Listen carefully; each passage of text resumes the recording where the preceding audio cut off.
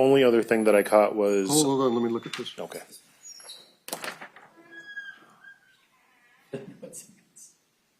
Yeah. I apologize, Your Honor, it's kind of a mess.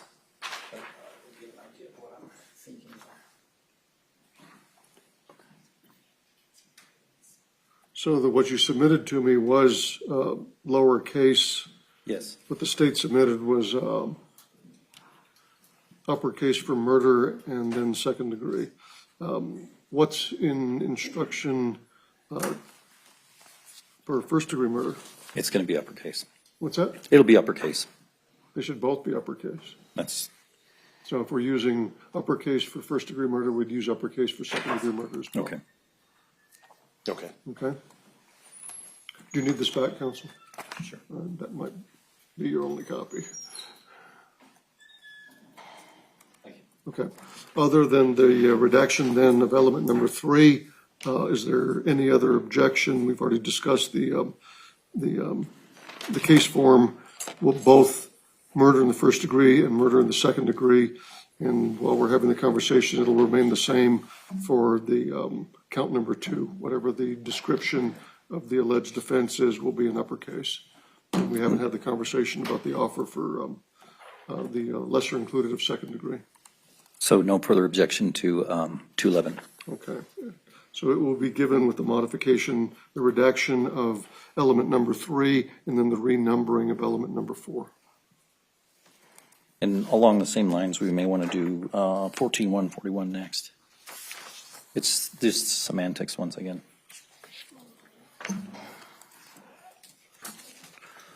Which one? 14-141.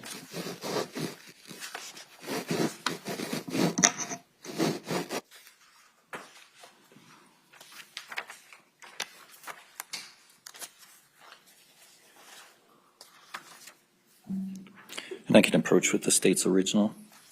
Yeah, I've got it. Give me a second. Okay.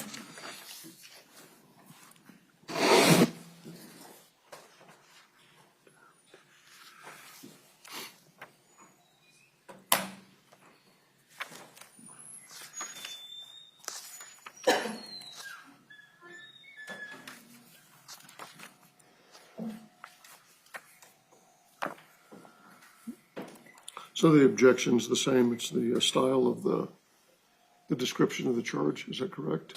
Yes, but this also does include conspiracy to commit second degree murder, or does it? No, it doesn't. So yes, oh yeah, we do need to discuss conspiracy to commit second degree murder because this is general and criminal intent with a step down to conspiracy to commit second degree murder. Okay. Let's hear the argument Okay. on the conspiracy to commit second degree murder. So in the case law that I'm looking at, that was handed to me by the state. So I was relying on State v. Trujillo in order to make this argument. What I see in the case law in the state of New Mexico is basically that if there's a specific intent crime charged, then you basically can't do a conspiracy charge with regard to that particular claim, or with regard to that particular charge that's being originally charged. I don't know if I said that right. So, for example. Say that again. Yeah. So this is under Trujillo. Go ahead. Yes. With regard to conspiracy to commit a crime, if the underlying crime has a specific intent charge, then there's no need for conspiracy charges, the way I understand it, because people cannot conspire to commit a specific intent crime. Reverse that. If there's a charge that doesn't have a specific intent crime or element, just a general intent, then people cannot conspire to commit acts that are just done in the immediate moment. That is what Vargas stands for. Trujillo touches on that.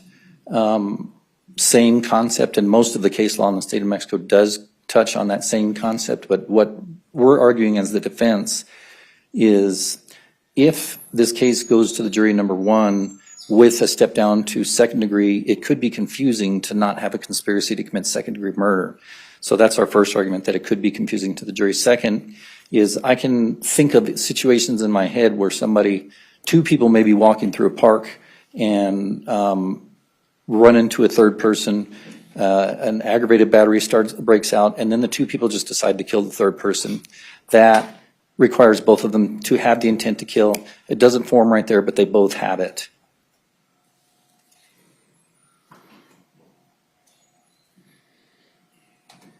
Okay, I think I understand what you're saying and arguing. Response, Mr. Long?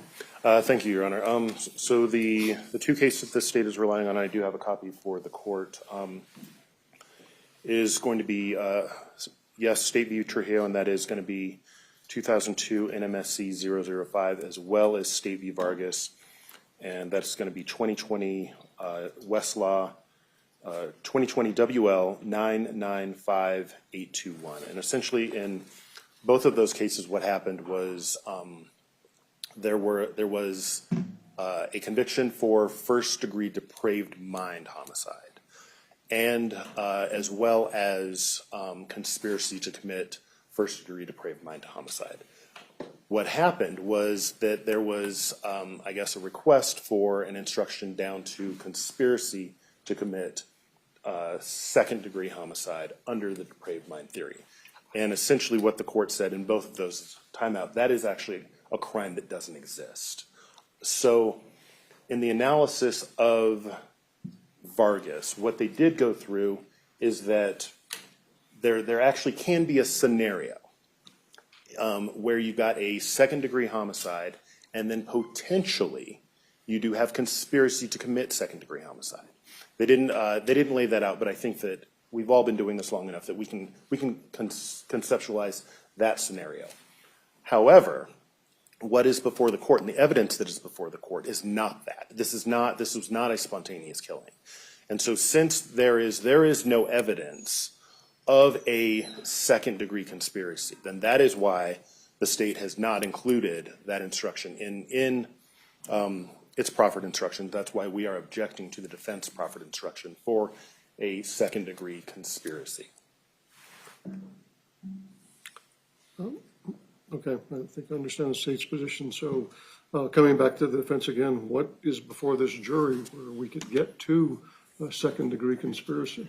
Well, the jury would have to make their own determination, but Based on what? Yes. What facts or what combination of facts right. are So you arguing? my thought process is these text messages that went back and forth between Mr. Apodaca and Ms. McCauley they appear to be that these people are conspiring to commit a first-degree murder, but what our case theory is saying, that's not what they're doing. They're not conspiring to do this, that Isaac is just engaging in some sort of banter, that he did not mean for this to happen.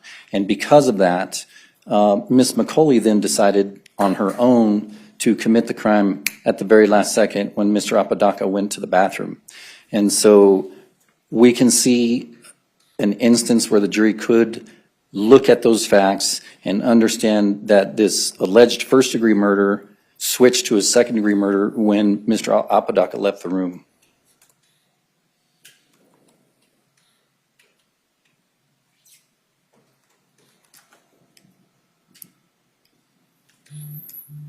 What intervening event or fact, other than him leaving the room, does the jury have to come to that conclusion? That's about all I got, Your Honor. I don't want to make frivolous arguments to the court. Okay, I understand. The court denies the requested step-down alternative conspiracy to commit second-degree murder. There's nothing before this jury other than counsel's argument to indicate that there was any other intervening fact, any other intervening event. There's no testimony that there was some kind of a scuffle or a disagreement between Ms. McCauley and the victim in the case. There's nothing on the record before this jury to indicate that although the Vargas case says it is possible, it has to be related to something that's actually before the jury for them to come to that conclusion. And the record is void of any such information. Thank you, Judge. Thank you, Judge. So that would, I'm sorry, go ahead. Go ahead. Was that was 6002B, so that would nullify 6010? Yes. And it would also nullify our requested jury instructions for conspiracy to commit murder in the second degree for guilty and not guilty. So that's, we've already taken out sufficient provocation, which is 14, I'm looking at the right step. I'm sorry, I'm not. So we took that out because we're not stepping down potentially to involuntary. To the voluntary, yes, sir. Did I get that right? It was originally put in the packet thinking that there might be an offer for sufficient provocation, so that's withdrawn. Correct. Okay. Okay, I'll give you a chance to correct the typos in the grammar to make sure that all the charges are referred to and they start with uppercase. Okay. And then I'll give you a chance to meet and confer quickly. And if you want to collate these, if you can't collate them in a way that you agree to, then I'll come back and decide what order they'll be given. Okay. But I'll let you all work on that together in one of the rooms in the back to do that. Just one real quick one. Yes. The verdict form on the guilty for first degree murder, Offered by the state or offered by you? offered by me. Okay, let me get Wait that. a minute, let me look at it. Dependent guilty, conspiracy to commit murder, I'm sorry, the second degree murder, guilty. Not guilty. I added in a lesser included offense as charged in count 2. Got it. I think the guilty forms that I submitted were correct. Didn't see them. Should be at the very, very Let end. me just look at it. And Judge, maybe if we can probably have 5 minutes, I suspect we can get these corrected, collated, and then start to get a clean copy for the court. That's what I'm going to do is take a recess. Let me go back to, That's just I'm semantics. looking at the language to make sure that what's in your packet is what he was discussing.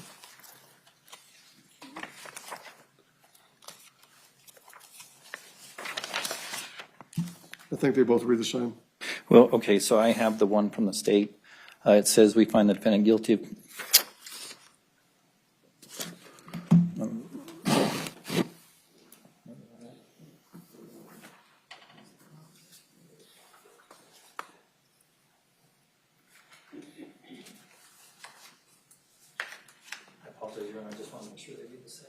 I was up late. They may read the same for all I know at this point. And I've got them both Judge, open. I've actually got them both. I can just, They read the same. I'm looking at them. Oh, yes, you have. So I just changed as charged. and so I just changed a few of the words. what the state had is, as a lesser included charge of count 1, what defense has suggested is a lesser included offense as charged in count 1. count 1.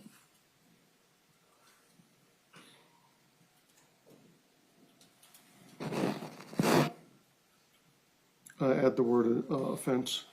Will do. So that one's accepted. Yes. Okay. With your modification, Okay. a lesser included offense. Okay.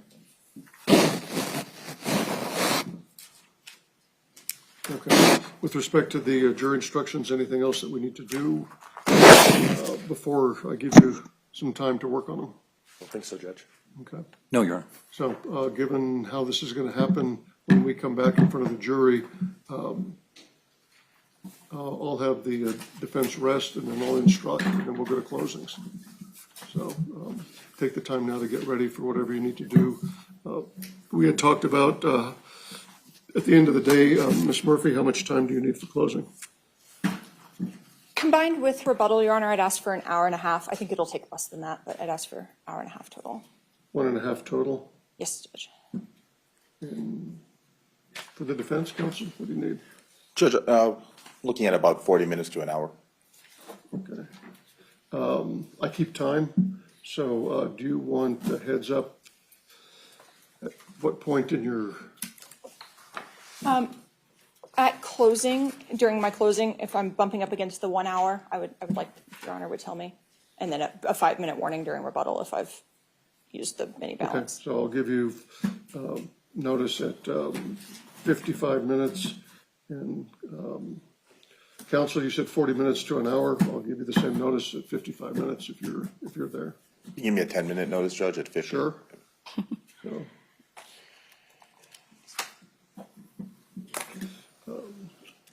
And, Judge, can I look through some of the exhibits? sure, I'm gonna we'll be get using- everything out here. Okay, anything else?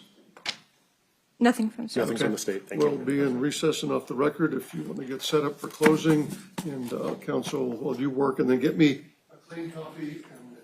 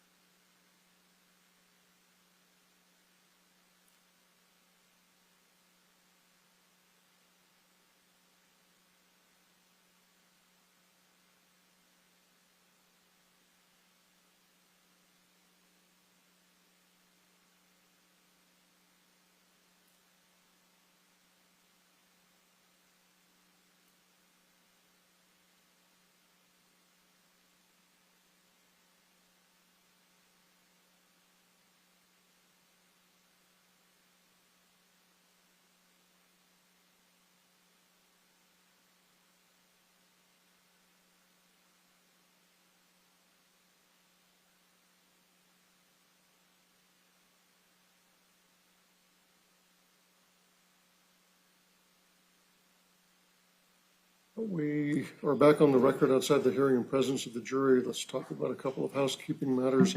The first one, I received a message from my administrative assistant that the corporal in charge of security on the first floor was approached by someone identifying themselves as an assistant for the defense, wanting to bring a couple of wooden swords in the building. Good, yeah.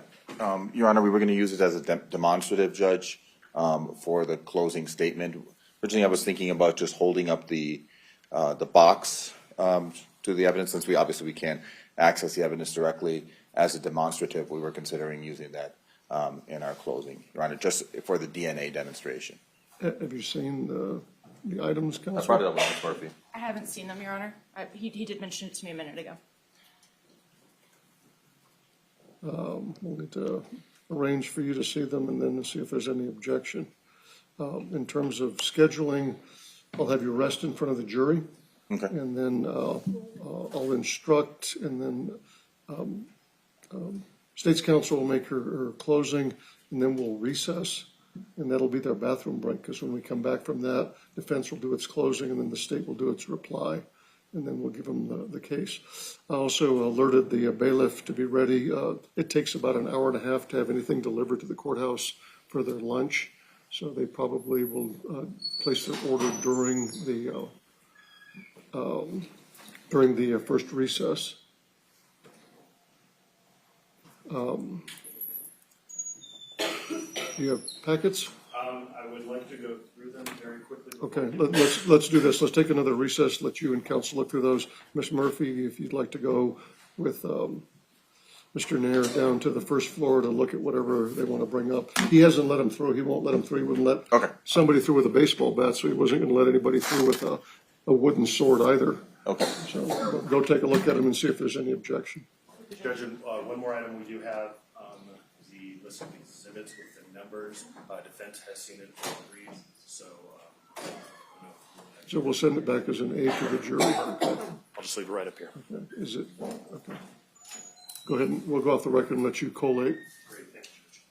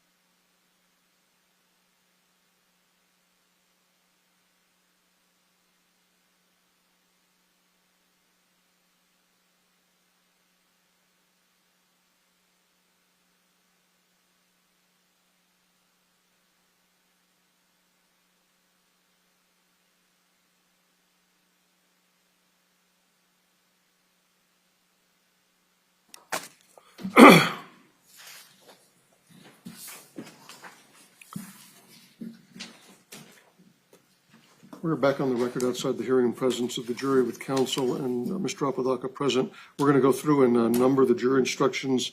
As I mentioned to counsel at the bench a moment ago before we came onto the record, there are two read-only instructions, so I'm just going to identify those and then we'll start numbering. The first instruction in the packet is a read-only instruction. Instruction number 1 will be the law governing this case. Instruction number 2, the law presumes the defendant to be innocent. Instruction number 3, you are the sole judges of the facts. Instruction number 4, your verdict must represent the considered judgment. Instruction number 5, you must not concern yourself with the consequences. Instruction number 6, you are the sole judges, you alone are the judges of the credibility. Number 7, each crime charged. Number 8, you must not draw any inference of guilt. Number 9, you must consider whether the defendant. Number 10, you should consider each opinion received.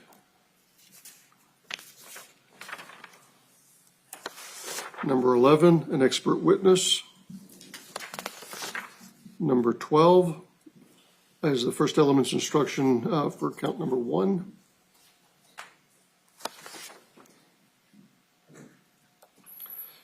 Instruction number 13 is accessory liability for the defendant to be found guilty.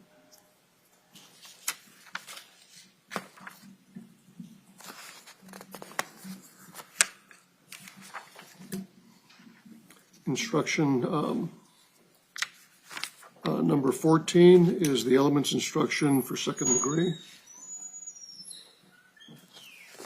Instruction number 15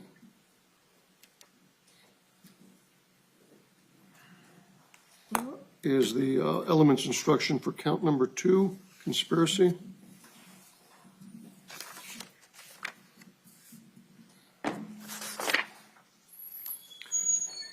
Instruction number 16 is, in addition to the other elements, the intent instruction.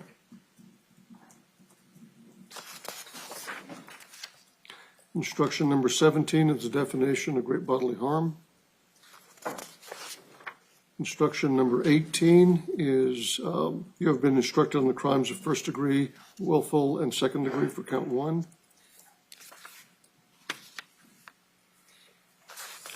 Instruction number 19 to aid you in your deliberations. Instruction number 20 is in this case as to the charge of murder in the first degree.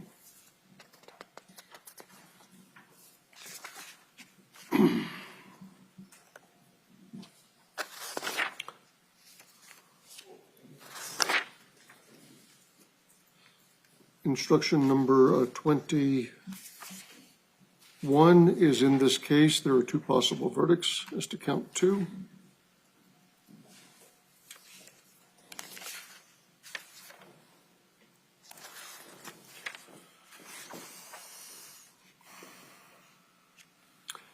Then we have a read-only instruction, which is now the lawyers will argue.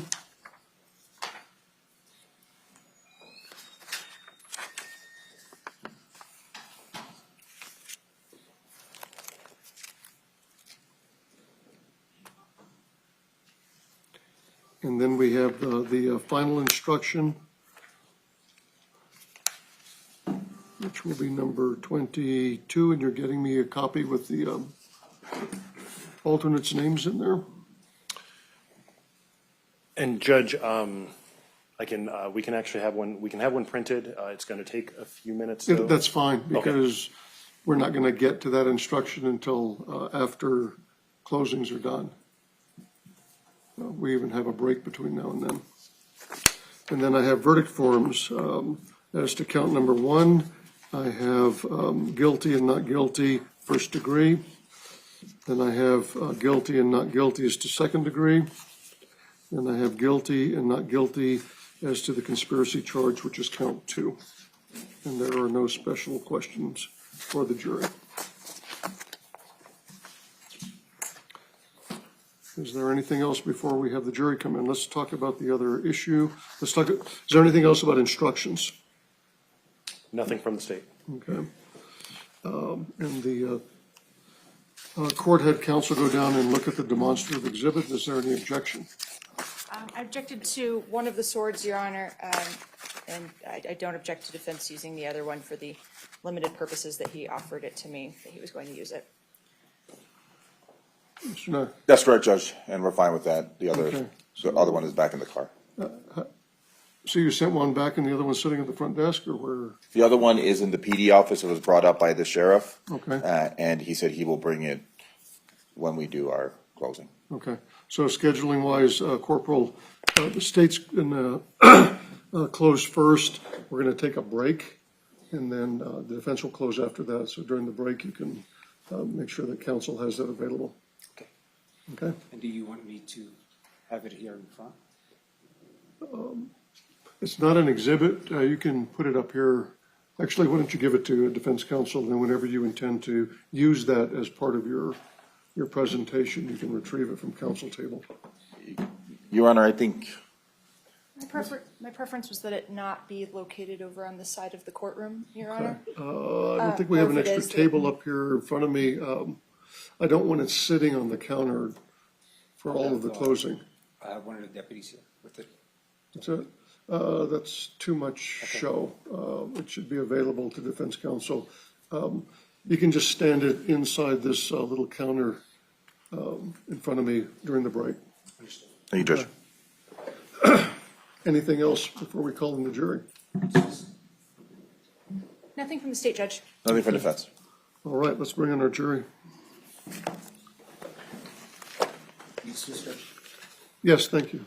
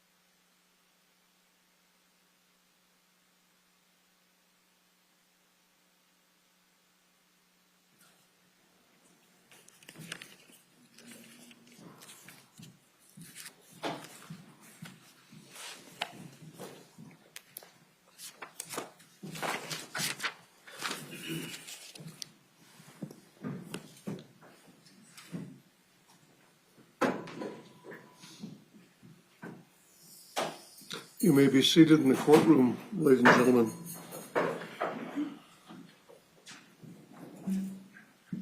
All right, let's go back on the record. We reconvene in criminal cause D101CR 2023-25 with counsel, Mr. Apodaca, and the jury all present. Good morning, ladies and gentlemen of the jury. I'd like to thank you for your patience this morning. The attorneys and I have been working, getting ready to begin the day. So let's get started. The state having rested in its case in chief, we turn to the defense. Testimony evidence on behalf of Mr. Apodaca. Counsel. Defense will rest, Your Honor. Thank you. Please be seated. Ladies and gentlemen, with the defense having rested, that concludes the proofs or the cases for the both parties. So you have heard all of the evidence in the case now. It is my duty to tell you the law that you must follow in this case. What I'm going to do next, ladies and gentlemen, is go through and read the jury instructions to you. Before I begin, let you know that you're going to have a written copy of all of the instructions, but we read the instructions to you at this point in time because the attorneys often like to argue as part of their closing statements to you the relationship between the evidence that you have heard and the law that governs the case. So,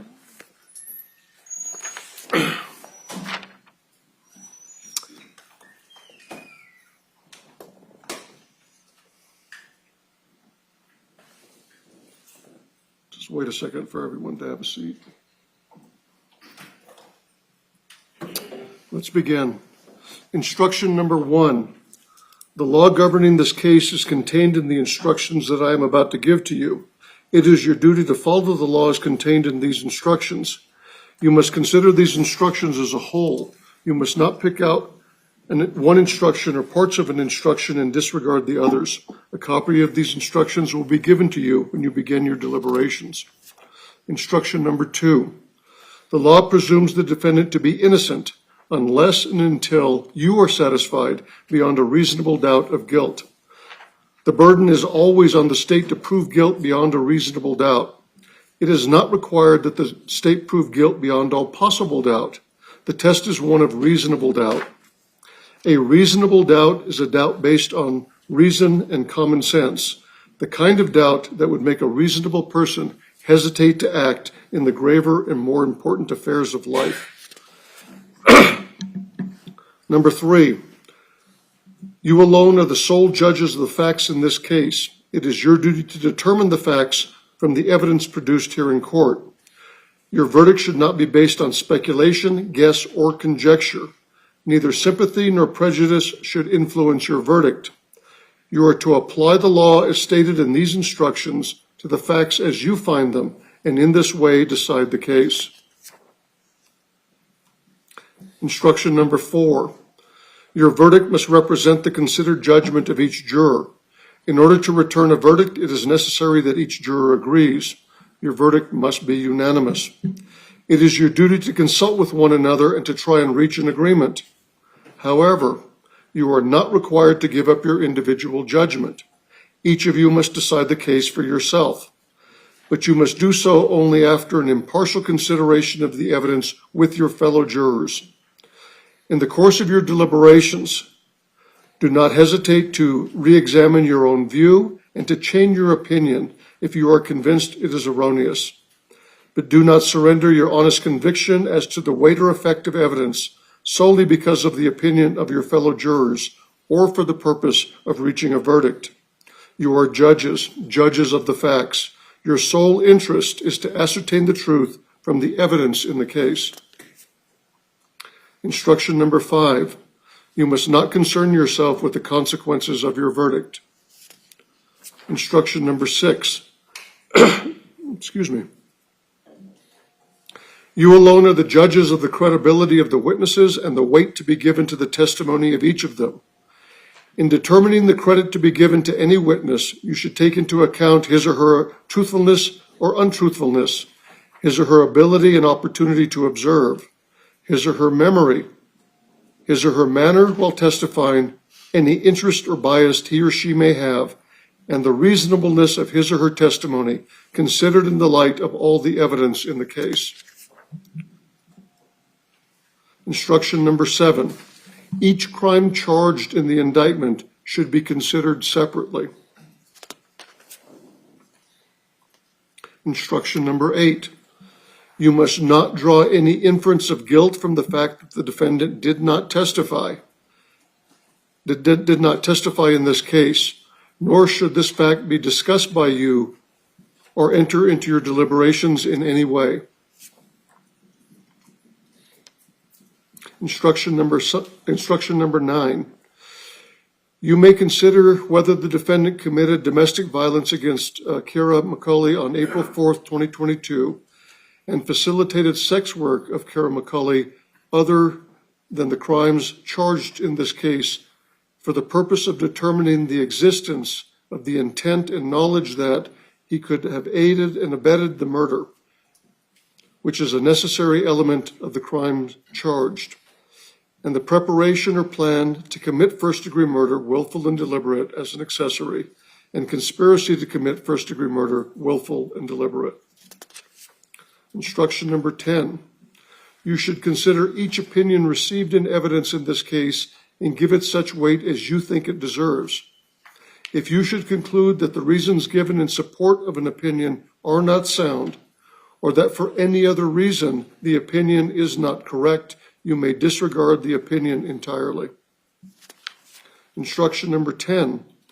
An expert witness is a witness who, by knowledge, skill, experience, training, or education, has become an expert in a subject. An expert witness may be permitted to state an opinion as to that subject. You should consider each expert opinion and the reasons stated for the opinion, giving them such weight as you think they deserve. You may reject an opinion entirely if you conclude it is unsound. Excuse me. For you to find the defendant guilty of murder in the first degree, willful and deliberate, as charged in count 1, the state must prove to your satisfaction beyond a reasonable doubt each of the following elements of the crime. 1, the defendant killed Grace Jennings. 2, the defendant was with the deliberate intention to take away the life of Grace Jennings or another human being. 3, this happened in New Mexico on or about the 29th day, 2022. A deliberate intention refers to the state of mind of the defendant. A deliberate intention may be inferred from all of the facts and circumstances of the killing. The word deliberate means arrived at or determined upon as a result of careful thought and the weighing of the consideration for and against the proposed course of action. A calculated judgment and decision may be arrived at in a short period of time. A mere unconsidered and rash impulse, even though it includes an intent to kill, is not deliberate intention to kill. To constitute a deliberate killing, the slayer must weigh and consider the question of killing and the reasons for and against such a choice. Instruction number 13. For a defendant to be found guilty of a crime, even though the defendant did not do the acts constituting the crime, the state must prove to your satisfaction beyond a reasonable doubt each of the following elements. 1, the defendant intended that another person commit the crime. 2, another person committed the crime. 3, the defendant helped, encouraged, or caused the crime to be committed. Instruction number 14. For you to find the defendant guilty of murder in the second degree, a lesser included offense of murder in the first degree, willful and deliberate, as charged in count 1, the state must prove to your satisfaction beyond a reasonable doubt each of the following elements of the crime. 1, the defendant killed Grace Jennings. 2, the defendant knew his acts created a strong probability of death or great bodily harm to Grace Jennings. And 3, this happened in New Mexico on or about October 9th, 2022. Instruction number 15. For you to find the defendant guilty of conspiracy to commit first-degree murder, willful and deliberate, as charged in count 2, the state must prove to your satisfaction beyond a reasonable doubt each of the following elements of the crime. 1, the defendant and another, by words or acts, agreed together to commit murder in the first degree. 2, the defendant and the other intended to commit murder in the first degree. 3, this happened in New Mexico on or about October the 29th, 2029. I apologize for my voice. I've got allergies and the smoke that we have from the surrounding forest fires that we have is not helping. Instruction number 16. In addition to the other elements of second-degree murder and conspiracy to commit first-degree murder, the state must prove to your satisfaction beyond a reasonable doubt that the defendant acted intentionally when he committed the crime.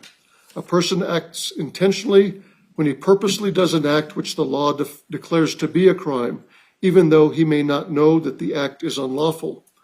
Whether the defendant acted intentionally may be inferred from all the surrounding circumstances, such as the manner in which he acts, the means used, his conduct, and any statements made by him.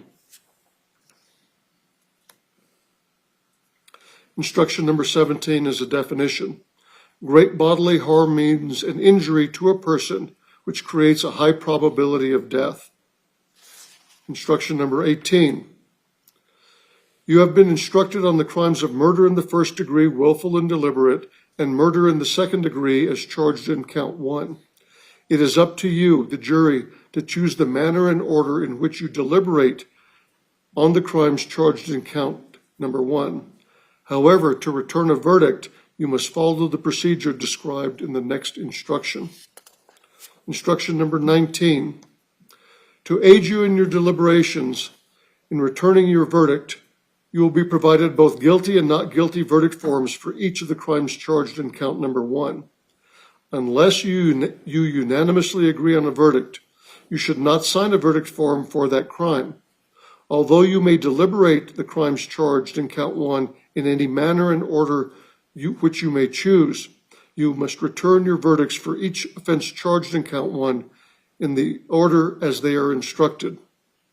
Under this procedure, if you unanimously find the defendant guilty of murder in the first degree, willful and deliberate, you should sign the guilty verdict form for the offense and should not proceed to reach a verdict on the remaining offense.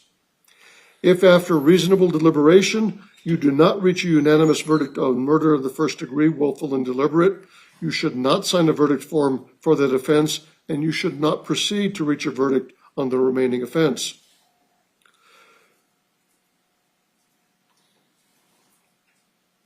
You should only return a verdict on murder in the second degree if you unanimously find the defendant not guilty of murder in the first degree, murder and deliberate. If you unanimously find the defendant not guilty of murder in the first degree, willful and deliberate, you must sign the not guilty verdict form for murder in the first degree, willful and deliberate, before returning a verdict on any other crime charged in count 1. If you unanimously find the defendant guilty of murder in the second degree, you should sign the guilty verdict for that offense. If you do not reach a unanimous verdict on murder in the second degree, you should not sign a verdict form for that offense. Instruction number 20.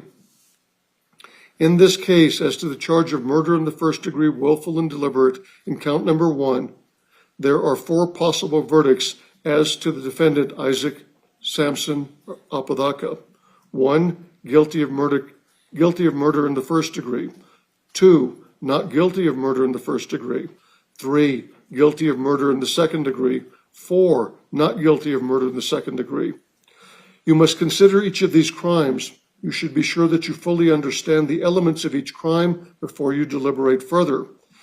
You have the discretion to choose the manner and order in which you deliberate on these counts, but you must return a unanimous verdict of not guilty on murder of the first degree, willful and deliberate, before entering a verdict on murder in the second degree. You will first decide whether the defendant is guilty of the crime of murder in the first degree, willful and deliberate. Then that, if you decide that let me start that paragraph over. You will first decide whether the defendant is guilty of the crime of murder in the first degree, willful and deliberate. Then that is the only form of verdict which is to be signed as to the count. If you unanimously find the defendant not guilty of murder in the first degree, willful and deliberate, then you should sign only the not guilty form as to murder in the first degree, willful and deliberate. If after reasonable deliberation you do not reach unanimous verdict on murder in the first degree, willful and deliberate, you should not sign a verdict form for that crime, and you should not proceed to reach a verdict on the remaining crime. If you unanimously find the defendant not guilty of murder in the first degree, willful and deliberate, you will then go on to a consideration of the crime of murder in the second degree. If you unanimously find the defendant guilty of murder in the second degree, then that is the only form of verdict which should be signed. But if you unanimously find the defendant not guilty of the crime of murder in the second degree, then you should only sign that verdict form. If after reasonable deliberation you do not reach a unanimous verdict on murder in the second degree, you should not sign the verdict form for that crime. You may not find the defendant guilty of more than one of the foregoing crimes. If you have reasonable doubt as to whether the defendant has committed any of the crimes, you must determine that the defendant is not guilty of that crime. If you find the defendant not guilty of all crimes in count 1, you must return a verdict of not guilty. Instruction number 21. In this case, there are 2 possible verdicts as to count number 2. 1, guilty, and 2, not guilty. Only one of the possible verdicts may be signed by you. If you have agreed upon one verdict, that form of verdict is the only form to be signed. The other form is to be left unsigned. Ladies and gentlemen, now the lawyers will argue the case to you. What is said in argument is not evidence. It is the opportunity of the lawyers to discuss the evidence and the law as I have instructed you. Under our rules, the state has the right to argue first. The defense may then argue, and then the state may reply. Who will close for the state? I will, Your Honor. You may get set up, Ms. Murphy, and then you may proceed.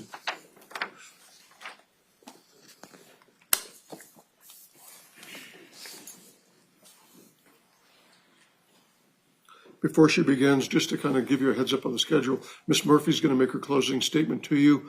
Then we're going to take a recess while the defense prepares, and then we'll bring you back in, and we'll hear the defense's closing statement and then the state's reply. Counsel, you may proceed. Thank you, Your Honor. May I have my PowerPoint published onto the screens? Yes.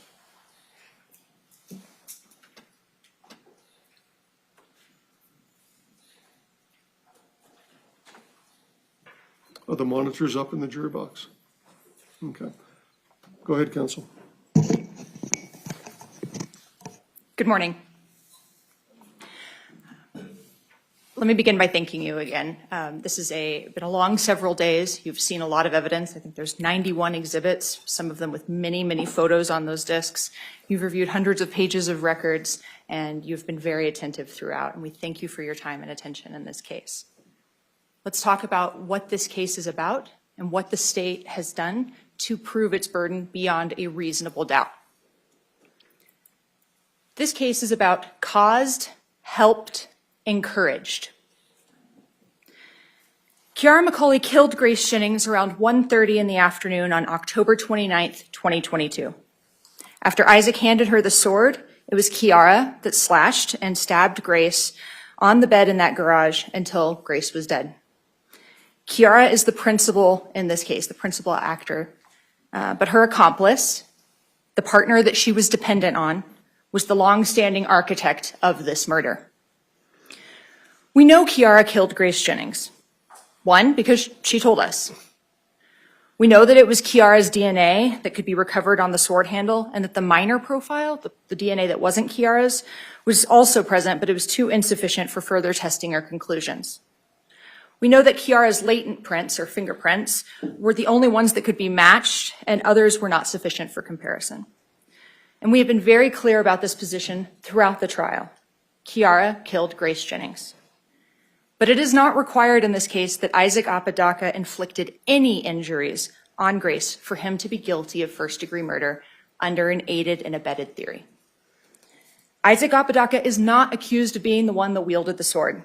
But as I said, he aided and abetted, or was the accomplice or the helper in this crime, and he therefore can be held to be guilty of first-degree murder. And you will have 2 charges in front of you with a step down as to count 1. You heard the judge talk about a second-degree murder option. Today this morning in this first portion of my discussion with you, I'm going to focus on the first-degree murder, as from the state's perspective, that is the appropriate charge for you to return a guilty verdict on.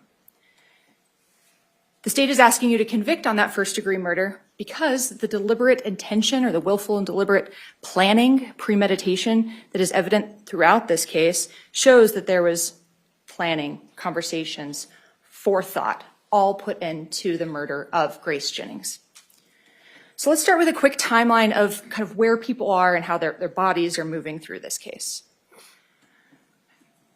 At 11:52, we have a message from Kiara to Isaac saying, "Did y'all just get to the garage?" From Kiara to Isaac, referencing Isaac and Grace. We know that Mr. Apodaca stated to Sergeant V. Hill that he thought that Grace arrived around, I think he said 11:42 or maybe it was 11:47 in the evening. At 12:04, we have the response of "I'm here." And that was Kiara after she'd left the park where she was initially waiting to initially commit this murder or maybe take Grace into the tunnels to do it. And after the defendant changed his plan, as Kiara spoke about, she then returned back to the house. And you'll see the messages in between when you review the evidence, if you'd like, about the back and forth, about just come back here. But in terms of where Kiara was at 12:04 a.m., she had moved back to the location at 5941 Jaguar from the park. At 2 a.m., there's a message telling Isaac to go in the house for a bit, that Grace and Kiara talk for a while. We know that Kiara was really working through some mixed feelings on Grace, and in some ways felt bad for her, and in some ways was very much pulled into this homicidal delusion that Grace had somehow facilitated a gang rape of her years prior. At about 3 a.m., Isaac asks to come back in, so we know that he returns back into the garage. And then for the next several hours, as we know, they message back and forth about how they are going to kill Grace. The final message that we know is right before the murder is from Isaac Apodaca to Kiara on Facebook. And that's the one where he talks about she admitted it. And we know that it is the gang rape. This is kind of the final psychological blow that helps Kiara become enraged enough to finally push forward and kill Grace Jennings.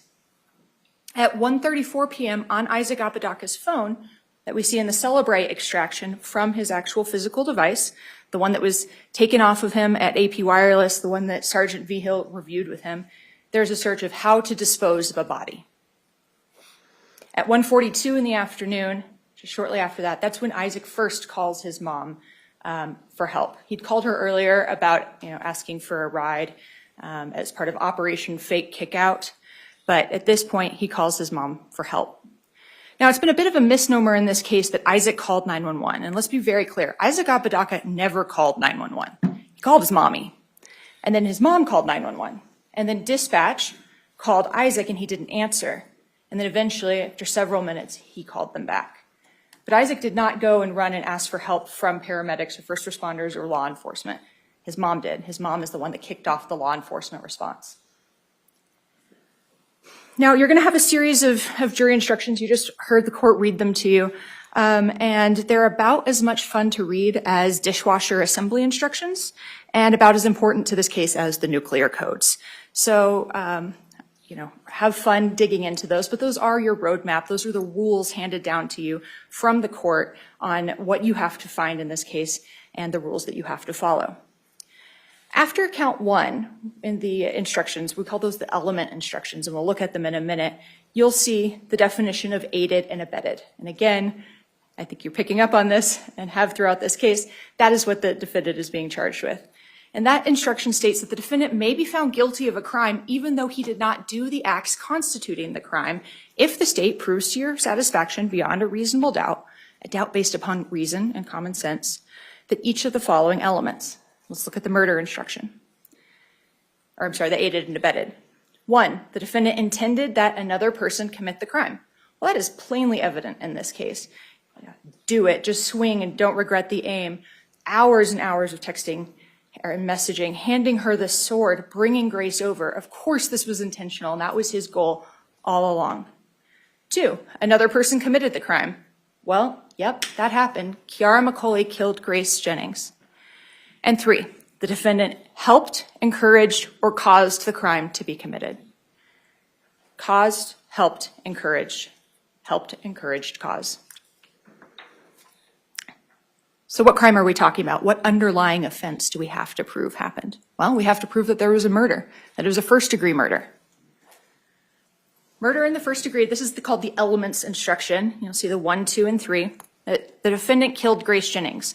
Now, because of the aided and abetted instruction, this refers to the person who committed the actual crime, Kiara. But then the defendant, Mr. Apodaca, kind of stands in the shoes of Kiara under the aided and abetted theory. Kiara killed Grace Jennings. Yep. The killing was with the deliberate intention to take away the life of Grace Jennings or any other human being. We absolutely know that this was deliberate. This was intentional. This was a long, prolonged, planned event. And that this happened in New Mexico on or about October 29th, 2022. I think this is probably the most undisputed element between myself and defense. We know it happened at 5941 Jaguar Drive on October 9th of 2022. We know that because of the police response, because of the autopsy, because of the messages, because of all of the evidence in this case. This happened here in the state of New Mexico on that date. Now, this deliberate intention. Now, this is what sets first-degree murder apart from second-degree murder. And this is what's so important that you understand that a first-degree murder was committed in this case. So a deliberate intention refers to the state of the mind of the defendant, Kiara, in this case, because she's the actual murderer. The deliberate intention may be inferred from all of the facts and circumstances around the killing. And the word deliberate means arrived at or determined upon as a result of careful thought, such as weighing out the pros and cons, maybe thinking about which weapons to use, weighing the consideration for and against the proposed course of action. Things like, how are we going to clean up the mess? Once this happens, it cannot be undone. These are all quotes from the messages and the exchanges between Mr. Apodaca and Kiara McCauley. And all of this information reflects that deliberate intention. This was not a rash, impulsive decision. This was a calculated judgment and a decision that can be arrived at in a short period of time, but in this case, wasn't. Why do we know that? We know that Kiara had homicidal fantasies fueled by the defendant, not for days, not for weeks, not for months, but for years. She had started believing this gang rape notion and started harboring hate in her heart for Grace for a very prolonged period. And one of the ways we know that is Kiana Aguilar. Kiana Aguilar stated that she was hanging out with Kiara 6 months to a year prior to the actual murder, and that Kiara talked about a plan for her and Isaac to lure Grace over and to kill her using a sharp-bladed instrument. So this was not some unconsidered rash impulse.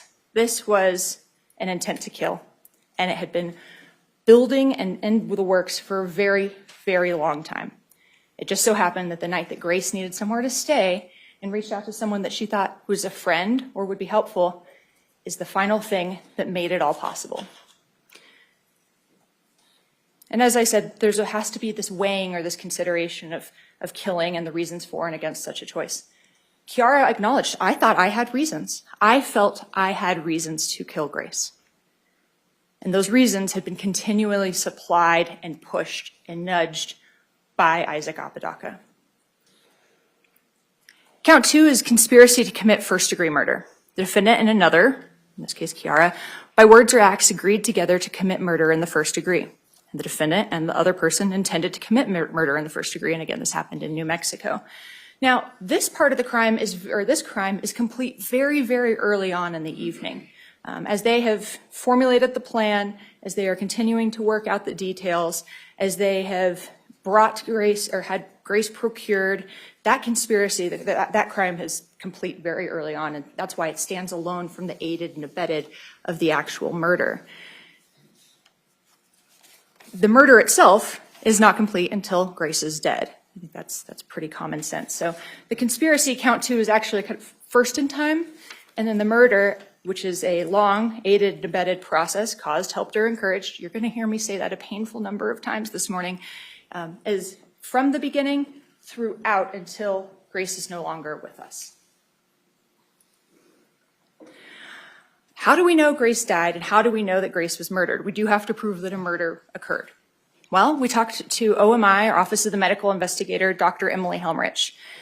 She performed the autopsy, and she located significant and devastating injuries all over Grace's body. There was over a dozen stab wounds and incised wounds, incised being the slice, stabs being kind of a poke or a penetrating wound. There were some that went in Grace's back, exited out her front. These wounds, once inflicted, which would take time to inflict, given the number and the direction and the range of these different types of wounds, once the fatal wounds were inflicted, it would have taken minutes to kill Grace. And we're not able to say, Is minutes more than 1 minute? Is it more than 5 or is it more than 10? We don't know. And science and medicine have limits, but we know that it would have been minutes. We know that her lungs and liver and other organs were severely damaged and that she died as a result of sharp force injuries. The cause and manner of death was the sharp force injuries and homicide.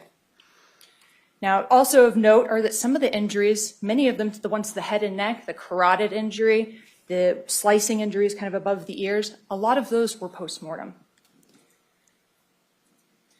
So we heard throughout the case, and I don't want to go through every witness. I know you've taken notes and you've paid attention, but throughout the case, we have heard about our case agent, Sergeant Javier Vigil. Sergeant Vigil was on his way home or about to head home after a SWAT call on October 29th, and he was the either lucky or unlucky individual to get tapped to take on this case for the Violent Crimes Unit.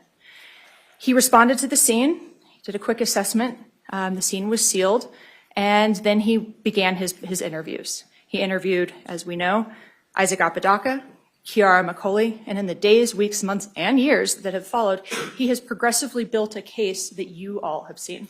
He executed over 15 search warrants, some for the devices that he already had consent to search, but he decided to take a belt and suspenders approach to make sure that that information could get to all of us. He executed DNA warrants, which does help us understand that Kiara was the primary individual utilizing that sword. He interviewed witnesses that didn't end up having any relevance just to rule them out. Even though Isaac Apodaca's confession and all of the evidence that Kiara McCauley was the killer could have potentially been a stopping point for him, he knew better and proceeded to build out a very full and very extensive case. That is why we have 91 plus exhibits to hand to you, because this was a complete and thorough investigation. As part of that investigation, he interviewed the defendant. Now, the defendant's interview, he had already been Mirandized by Cesar Ornelas at AP Wireless. But again, belt and suspenders, Sergeant Vigil Mirandized him, even though at that point, Isaac wasn't really a suspect. They thought that this could maybe just all be Kiara. They didn't have all the information because the investigation was developing. He read him his rights. He reviewed that form with him, as he does any other witness that is in a custodial interview, or an interview where he just is concerned that maybe it'll lead to a custodial interview, one where that they may not be able to leave by the end of the interview. And over about the 2.5-ish hours of the interview, right before, Isaac was given the opportunity to go get some water, bathroom breaks were allowed, the handcuffs were removed. Isaac initially gave a very lengthy version of events that placed the blame solely on Kiara, implied he had no idea that the murder was going to take place. He got teary. He breathed heavily. He seemed scared and nervous, which could just be that you're interviewing with the police, and sometimes the police are intimidating. But he really drew out a lot of details about how creepy and violent Kiara was being. Details that really don't play out in the rest of the evidence in this case. For example, he said that he had a butterfly knife drug across his face. No such butterfly knife was recovered. In fact, Kiara talked about that butterfly knife and said, "Oh no, I had lost that before that night." After his lengthy version of events that fully distance himself from the crime, that fully play into this notion that he had no idea that it was going to happen, he's just a boyfriend in this house trying to navigate a complex dynamic between these two ladies, and poor him, he's so traumatized. He ultimately agrees to go through his phone. And that decision was his to make. And whether that ultimately ended up being unwise is probably pretty evident. Maybe he just thought that they were only going to look at the messages between him and Grace. We don't know, and we can't speculate why he agreed. But he did. He gave a consent to search the phone. And we see, as Sergeant Vigil sits down with him, with the phone in hand, as he kind of scrolls through it, and they begin talking about the messages. The messages between Kiara and Isaac, or the null void, and the Froggy McCullough account, he starts reviewing them kind of about 2/3 of the way through. It appears that he starts reviewing more after the series of little dog emojis that Kiara sent about 50 pages with. But somewhere in that range, Isaac Apodaca says, everything after this isn't me. She says, okay. They go back to the beginning.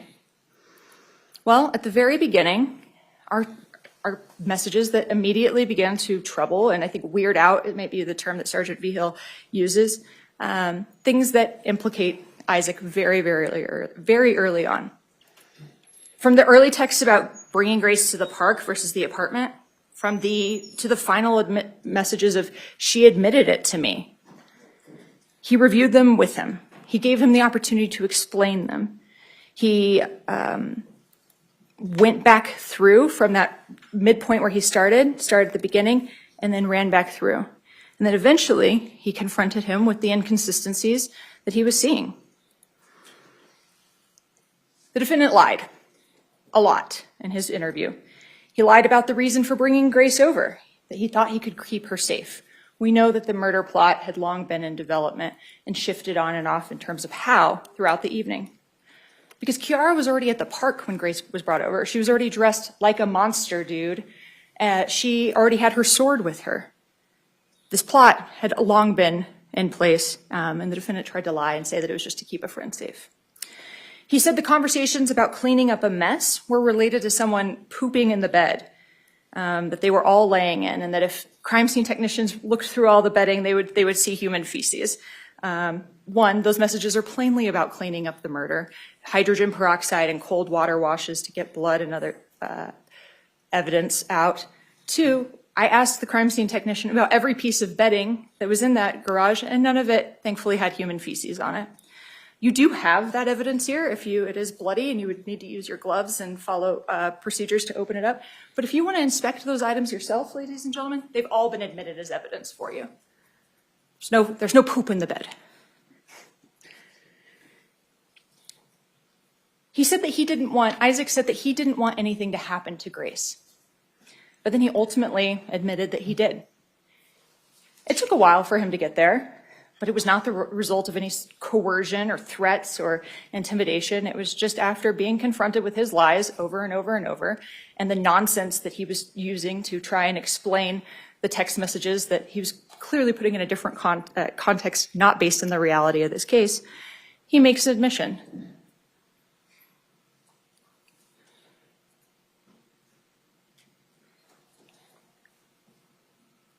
Messages, I just meant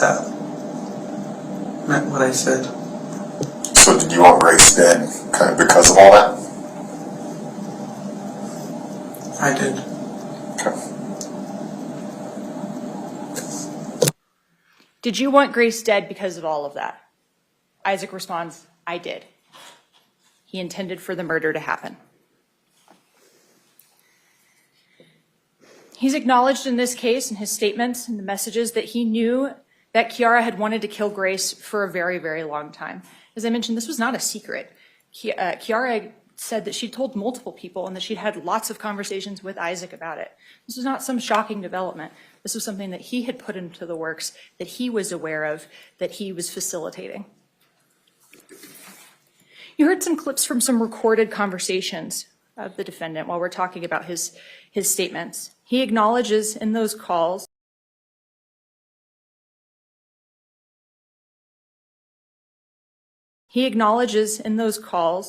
that Null Void was one of his accounts. He tries to say that it was hacked, and there's no evidence of that. He tries to lay out a narrative that he didn't think anything was going to happen to Grace, which we know is contradicted. He said that Kiara had Russian KGB-style powers over him to trigger him, which seems nonsensical based on Kiara's testimony and appearance. It's your job to weigh the credibility of witnesses. And one of the things that you can consider is how they appear when they're testifying to you. I'm doubtful that she possesses KGB Russian spy-style skills of manipulation over someone. He insists he wasn't actually part of the planning. So this change in narrative from what he admits to in this police interview is reflective. And what does that reflect? It reflects that he's trying to shift the narrative, and how that shows how manipulative Isaac Apodaca attempts to be. He tried to manipulate, and he did manipulate Kiara.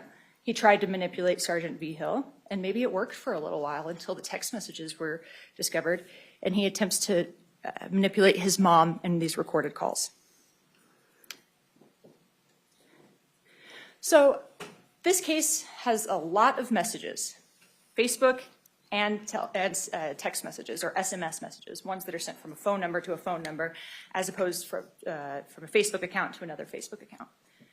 Who sent them? Well, when you look, you will see that all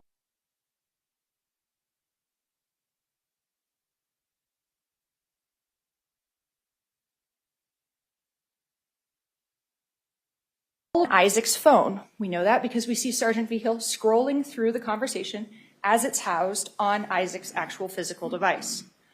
We know from the Celebrate extraction that Facebook Messenger was being used during that entire time frame on Isaac Apodaca's phone to send Facebook messages, the ones that Sergeant Vigil had received. So we know that there wasn't some other device that had hacked into that account. It was his phone accessing that account throughout that entire conversation. We know from the Facebook search warrant of the records as they're housed at Meta in California or wherever their servers are, that those are the conversations with identifying features that show that it was Isaac Apodaca communicating with Kiara McCauley, including that the null void account was discovered as it was linked or attached to Isaac Apodaca's other account, which was labeled Isaac Apodaca, as Sergeant Vigil stated. And I've referenced common sense. You are individuals that we assume possess reason and the ability to utilize common sense. It would be nonsensical to believe that Kiara McCauley spent 14 hours in possession of Isaac Apodaca's phone or accessing his accounts and his phone and was sitting there texting herself back and forth about a murder plot over the period of 15 hours with some of those messages seconds or milliseconds apart. That's nonsense. Common sense dictates that there are two individuals having those conversations, and that those two individuals are Kiara McCauley and Isaac Apodaca. And then, of course, we have Isaac's own admissions. He admitted ultimately to Sergeant Vigil that he, in fact, was the sender. Now, this picture is on page 66 of the Facebook message return. It was sent about 5:44 a.m. In his police interview, Isaac Apodaca identifies that as himself as he's laying across the foot of the bed. And when I reference page 66, it's, if you choose to review those records, it'll be as it's notated in the top right corner of the records return, not page 66 of the PDF itself. This was sent at 5:44 a.m. from Kiara to Isaac. As we know, Isaac identified himself. And what you can see in this picture, although it's blurry, you can see Isaac Apodaca's face at about, if this was a clock face, about the 3 o'clock on the image. And what's interesting about this is that you can see there's a light coming up from below and lighting kind of the underside of his left cheek. And why is there a light there, ladies and gentlemen?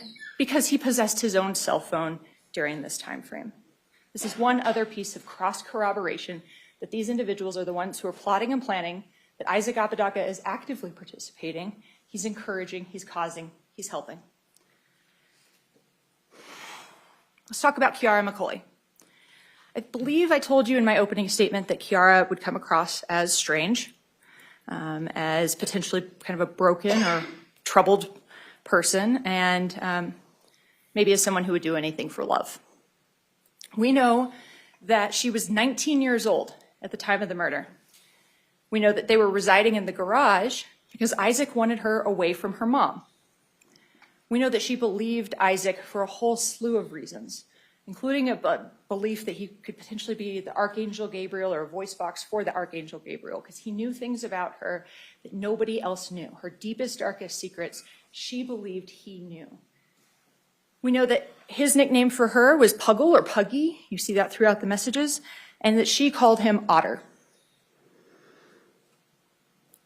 Kiara came pursuant to her plea agreement, and she testified before you. As I said, the credibility of every single witness is for you to decide. And I would assert that Kiara, for all of her flaws, for all of her difficult to understand personality traits, was credible. Now, she took a plea.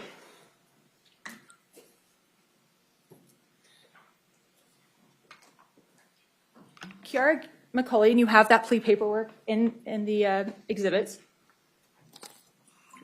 has previously pleaded guilty to aggravated second-degree murder which is a lesser offense of count 1, and conspiracy to commit first-degree murder. And I want to be really clear here.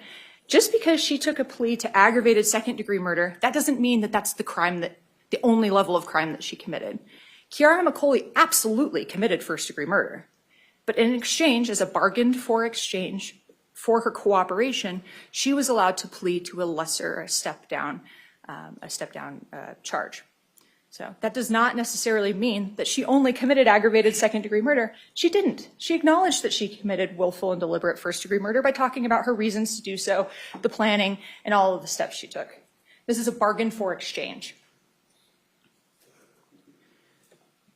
She also, as I said, pleaded to the conspiracy to commit first-degree murder due to the words and acts that she and Isaac engaged in to plot things.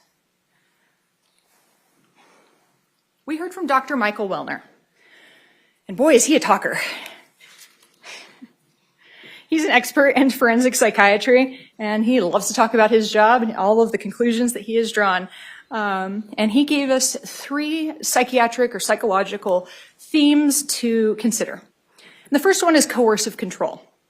And this relates to the research on people who are drawn into sex work by their partners. He said that as that happens, much like happened here, that Kiara was drawn into prostituting herself on Skip the Games and escort website, with Isaac Apodaca keeping the money, that a dependence forms, that the female, in this case, loses personal agency or their ability to make choices and determinations for themselves. They get pulled into the financial support of their partner because their partner takes the money and keeps it. It leads to dominance, a theme throughout this case. It leads to secrecy, like we see in Kiara keeping the ongoing sex work a secret from Lanny after Lanny told both her and Isaac that the sex work had to stop. And the lead up to this coercive control dynamic, is that it leads to further traumatic events. And as this goes on, the benefit throughout all of this, there's evident throughout this case, is there's a benefit to the dominant person. And there can be a economic or financial benefit, right? Your girlfriend goes and has sex for money and you take the money and are able to buy Gundam models or whatever you want with it and control the financial aspects of the relationship. But there's also a psychological benefit, and that's power and that's control. Now, as I said, this coercive control dynamic leads to traumatic events, and we see that in this case. We know that Kiara McCauley was sexually assaulted in the course of her sex work on Halloween of 2021. We know that because Lanny took her for her rape kit. We know that because of other statements in this case. Now, forensic psychiatry understands the notion of the idea of staying together even after a sexual assault, such as in the course of prostitution that one's partner has encouraged, or getting back together even after a violent domestic violence episode where maybe someone has their thumb broken or is beaten very badly. These encounters can lead to trauma bonding. And one of the hallmarks is that the submissive person begins to internalize or take on in their own mind, heart, body, what have you, the dominant person's perspective. Things like not agreeing to continue on with a criminal case because you don't want it to hurt your partner. And you think about the benefits or the challenges that that could pose for them as opposed to your own safety, your own security, your own health. We also heard about the term gaslighting, which is, I think, a pretty trendy term we hear a lot. I accuse my husband of it every time he leaves the toilet seat up and tells me he didn't. Apparently, I'm misusing that. Gaslighting is a much deeper psychological concept, and that involves convincing an individual of things that lead them to questioning their own reality, such as telling someone that you saw a video of them on the dark web of them being gang raped and an ex accepting money for it. And you begin to take on that absolutely distorted reality over the process of being gaslighted for a period of time.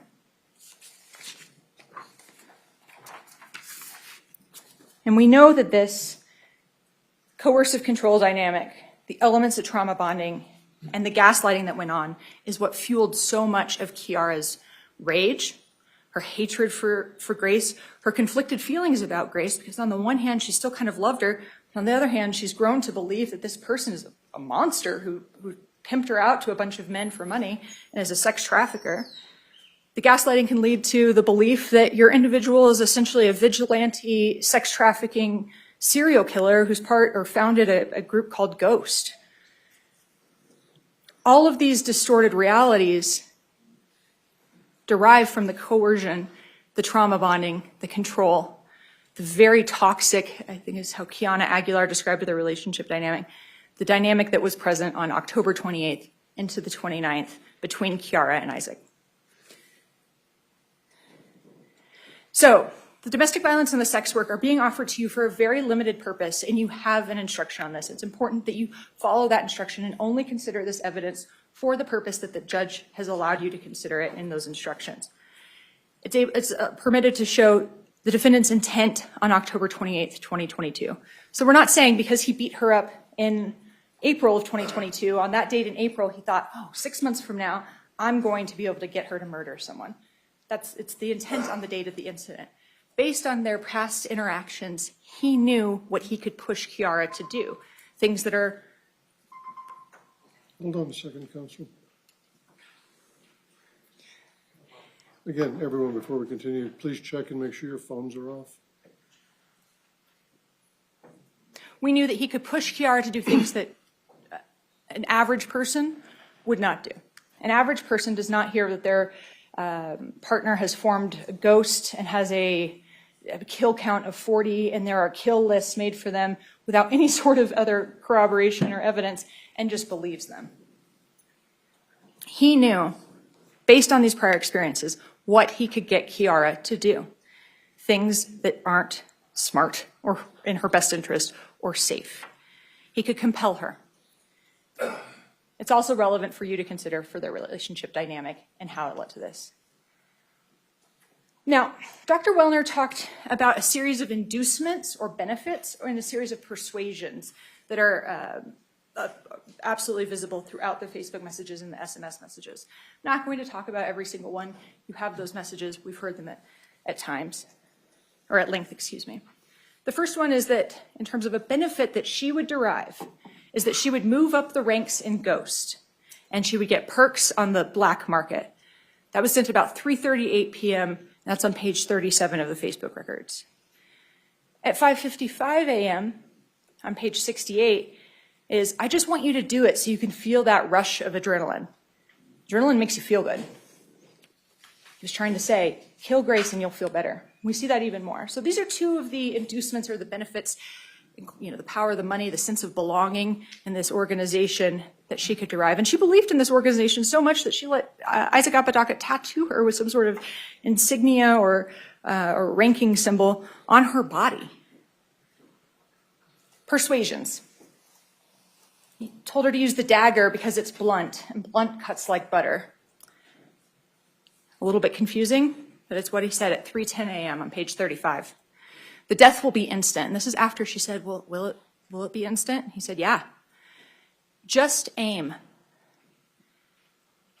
At 3:52 a.m. on page 55 of the records, he goes into a bit hitting on the Grace gang rape fantasy, delusion.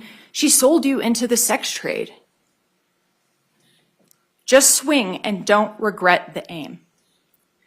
This is a short list. There are dozens of examples throughout these messages of him engaging in persuasions. And what's another word for persuasions? Encouragement.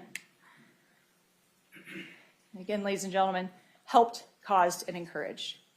We know he helped Grace Jennings. We know he did not help Grace Jennings. We know that he helped Kiara McCauley. We know through the lens of Dr. Michael Wellner how he's able to get her to do this, how he's able to cause this murder to ultimately happen. And we know he encouraged over and over and over again. And you can see in those messages times where Kiara backs off or says, can you do it? Or what about this? She ultimately was agreeing to Operation Kickout when he sends that final message to really try and push her and then hands her the sword. Over and over again, he aids and abets the first-degree murder. And that's why he's guilty of first-degree murder. One of the ones from the text messages on the phone itself, and this is right around the time in the Facebook messages, one of them tells the other one to switch to text. You may remember that I had Sergeant Behill point that out. You'll see around 6 a.m., in the messages, which unfortunately you're going to have to work on converting from UTC to local time, there's a message that says text, like switch to text.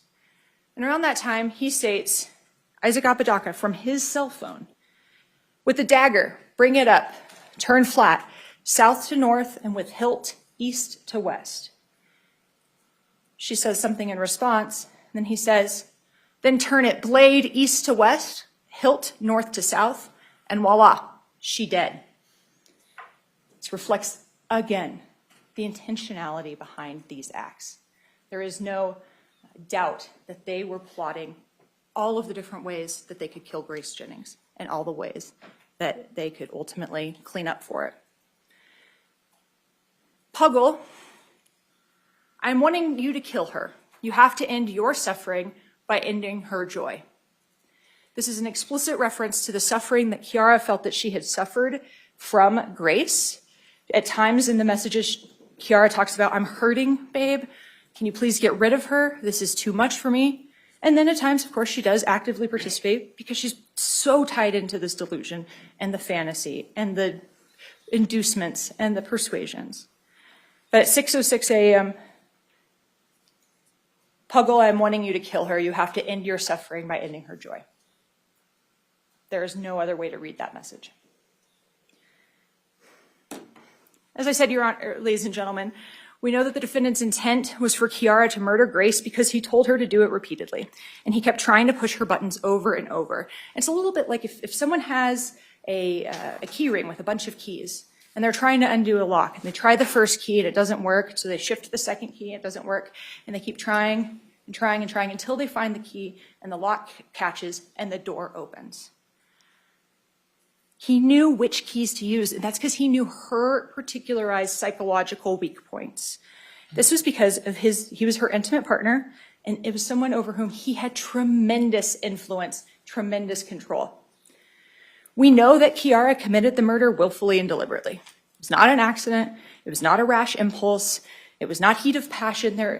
This was a pre-planned event, and it just took the right key in the lock to finally push them through the door. We know that she had these homicidal intentions, as I stated, not for minutes, hours, days, weeks, months, years. And she had begun believing that gang rape story years in advance of this. I believe she said about 6 months into dating Isaac. That's when he began planting these seeds. We know that, as I said, she was vocal with others about it. She may have pleaded to aggravated second-degree murder, but Kiara McCauley absolutely committed first-degree murder willfully and deliberately. She premeditated it, and she had a lot of help and encouragement in getting there. Every time she resisted, every time she asked questions, every time she asked for him to help, he backs off momentarily, and then he comes back with a new key, a new approach. Isaac Apodaca brought Grace Jennings to that apartment where he resided with his homicidal, delusional girlfriend. Isaac Apodaca repeatedly urged for that murder to happen. He promised to be helpful in the charge of cleaning up. He handed Kiara the sword. He did not need to be present in the room for him to be guilty of first-degree murder. There is no requirement in the uniform jury instructions, the rules that you've been handed, that he swing that sword, that he be present in the room at the exact instance of the murder. It is about him and the ways he communicated the cause, the help, the encouragement. Ladies and gentlemen, your job is to apply the facts of this case, not to judge Kiara McCauley's culpability and try and weigh out some sort of apples to apples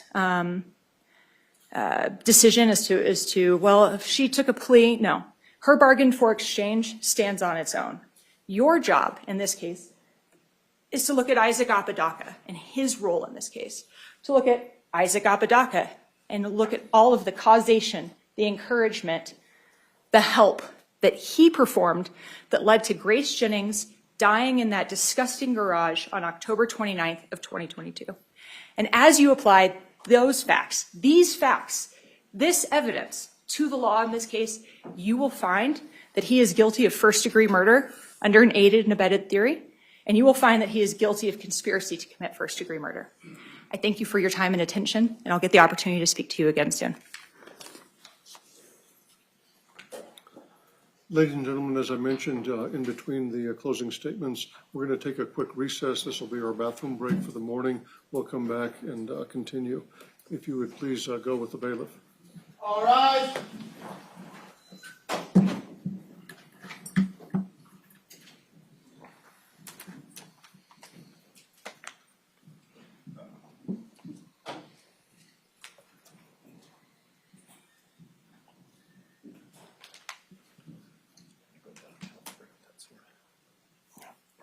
No, it's next door. You may be seated. Anything before we take our recess? Not from the state, Your Honor. Not from defense, Your Honor. Okay, if you want to retrieve the demonstrative exhibit Yeah. and then speak to the deputy, and then just have him stand it in front of the bench over here, and then whenever you need to retrieve it, you can just come around and get it. Judge, one thing I just wanted to clarify in regards to the jury instructions, so when I show it to the jury, it looked like you may have repeated jury instruction number twice. I think you said 10. The instruction that says for you to find the defendant guilty of murder.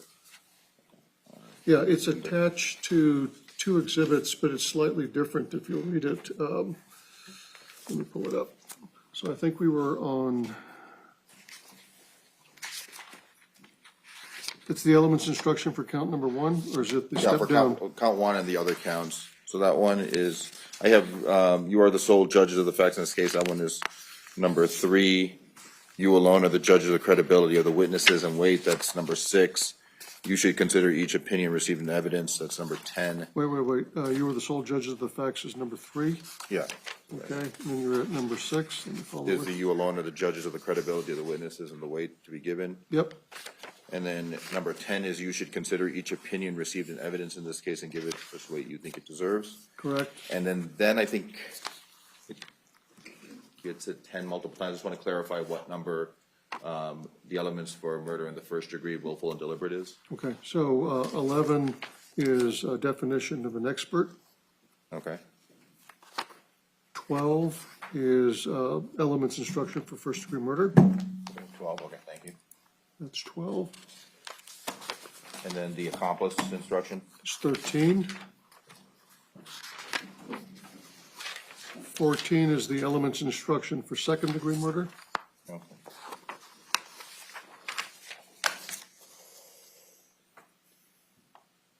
And the conspiracy instruction. It's count 2 conspiracy is 15. Okay. 16 is in addition to the other elements. Okay, that's all I need. Thank you, Judge. Okay, And Judge, I do have that final instruction with the alternate name. yeah, 22, did you show it to council? I did. Okay, Yes, sir. Permission to approach? bring it up.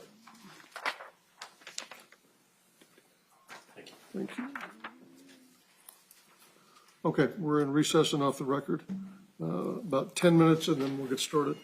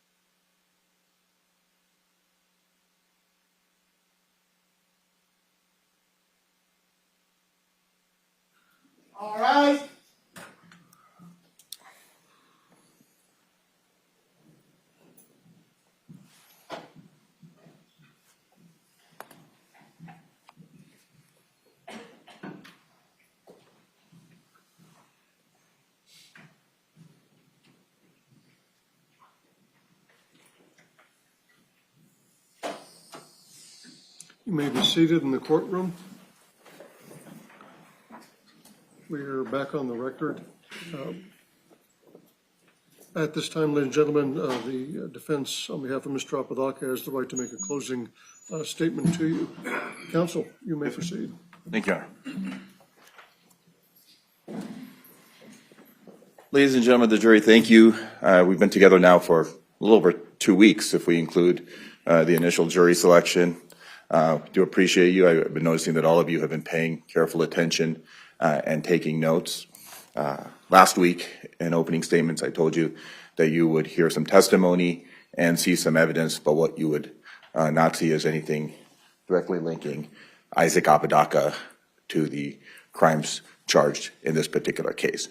I do want to say one thing before I start with my presentation. Normally, I do like to kind of get up close and personal, walk around and talk to you and kind of look you more directly in the eye, but because of the circumstances of this case and media involved and different things, I am limited to the podium. But the good thing about that for me is that I can kind of stay on script, and I have my script here. So I'm going to try not to go into too many asides and really just go into the important details of this particular case. This is, of course, a serious case.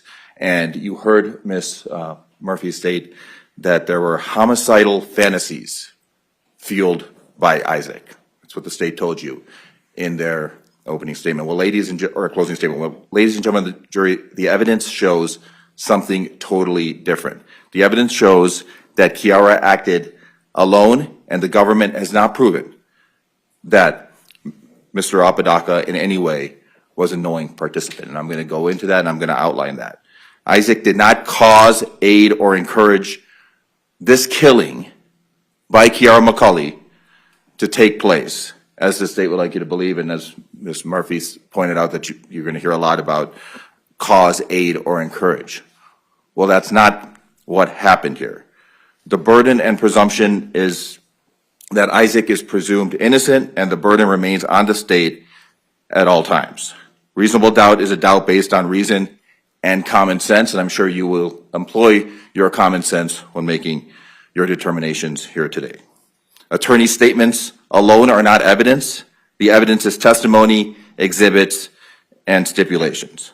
Isaac is presumed innocent until the government proves every required element of the crimes beyond a reasonable doubt. And Isaac has no burden to prove his innocence. It's on the state, and the state has to prove every element. Reasonable doubt may arise from what the evidence shows and from what the evidence does not show on material points. And as you'll see here, there are a lot of material points that does not point towards Isaac's guilt. The absence of DNA, fingerprints, blood, injuries, planning evidence, and conduct consistent with guilt is significant here. And it is reasonable doubt, clearly. You know, I kind of made that cheesy line in opening statement about I'm not going to stand up here like a used car salesman. The reason I brought that up was only to prove to you that I don't have to sell you on reasonable doubt in this case. It's clear. So I'm going to show you some jury instructions that you're going to go back into the jury room to go over. This will be jury instruction 3. You are the sole judges of the facts in this case. It is your duty to determine the facts from the evidence produced here in court. Your verdict should not be based on speculation, guess, or conjecture. Neither sympathy nor prejudice should influence your verdict. You are to apply the law as stated in these instructions to the facts as you find them, and in this way decide the case. Speculation, guess, or conjecture. You heard Ms. Murphy recap the state's case and discuss a lot of stuff about Isaac, but you also heard the testimony.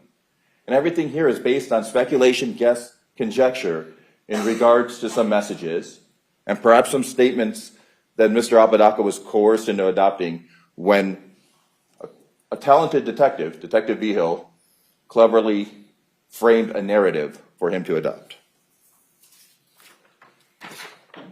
Another instruction you're going to have is instruction number 6. You alone are the judges of the credibility of the witnesses and the weight to be given to the testimony of each item. You able to see that clearly? Okay. In determining the credit to be given any witness, you should take into account his or her truthfulness or untruthfulness, his or her ability and opportunity to observe, his or her memory, his or her manner while testifying, any interest, bias, or prejudice he or she may have, and the reasonableness of his or her testimony considered in the light of all of the evidence in the case. Now, us attorneys like to use the word reasonable and reasonableness, but you heard, I mean, there were several witnesses who came here. There were some people who clearly had a bias. Lacy McCauley, and we're going to get into Ms. McCauley's testimony and what she said when I recap and get into the specifics, the meat and potatoes, so to speak, of what was going on. But Lacy McCauley certainly was here to protect her daughter. She loved her daughter and was concerned about her daughter and said what would suit her. And then you had other witnesses, certainly Kiara McCauley, and I'm sure you paid attention to that, the direct examination of the state of Ms. McCauley and my cross-examination. But there were several inconsistencies, and I'll get into the details, and she was prepped and had many different interviews, both with the state as well as police and her attorneys. But you have to look at the credibility, including opinions by experts. Dr. Waldner, will get into him, certainly a character, but you really have to look at what he testified to and what the weight of his testimony, whether it really is legitimate.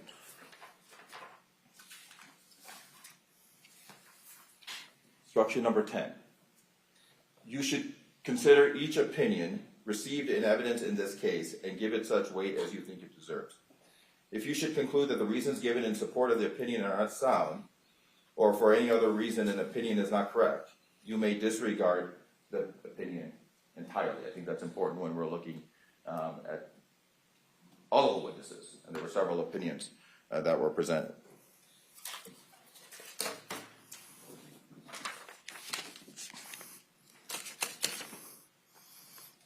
Now, the state has to prove all of the elements of the crimes beyond a reasonable doubt, as we discussed in jury instructions.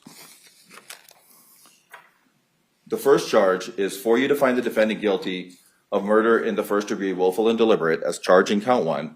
The state must prove to your satisfaction, beyond a reasonable doubt, each of the following elements of the crime. Defendant killed Grace Jennings. I'll acknowledge the state is trying to proceed here on accomplice liability. All right? But the defendant, as is agreed between us, one thing we'll agree with the state on, the defendant did not physically stab Grace Jennings to death. That was Kiara McCauley.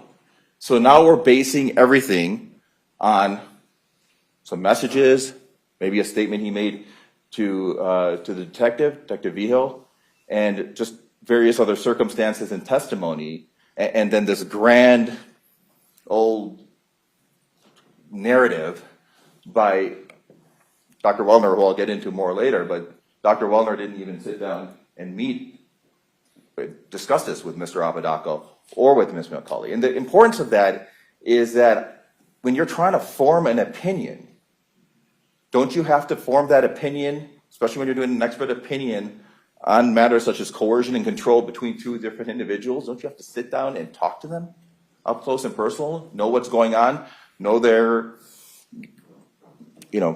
different quirks or different things that might make them susceptible or maybe not prone to coercion and control, or vice versa? How do we know that Kiara McCauley was not coercive and controlling over Isaac Apodaca? What evidence do we have one way or the other what was going on? Actually, we have evidence through testimony and different things that Kiara was kind of running the ship. And Lacy McCauley, her mom, somewhat controlling and kind of her mentor, raised her around swords and was a mentor to her. And Kiara actually lived out her fantasy, had a dream. She described the sword as being this beautiful sword. element 2, the killing was with the deliberate intention to take away the life of Grace Jennings or any other human being. There's nothing here showing that Isaac Apodaca had any sort of deliberate intent, and I will get into the accomplice liability instruction here shortly. And then this happened in New Mexico on or about October 29th, 2022. We're not denying that the killing took place on October 29th, 2022. Now, the accomplice liability instruction, again, it says that the defendant intended that another person commit the crime. Did this defendant intend for Kiara McCulley to commit this crime?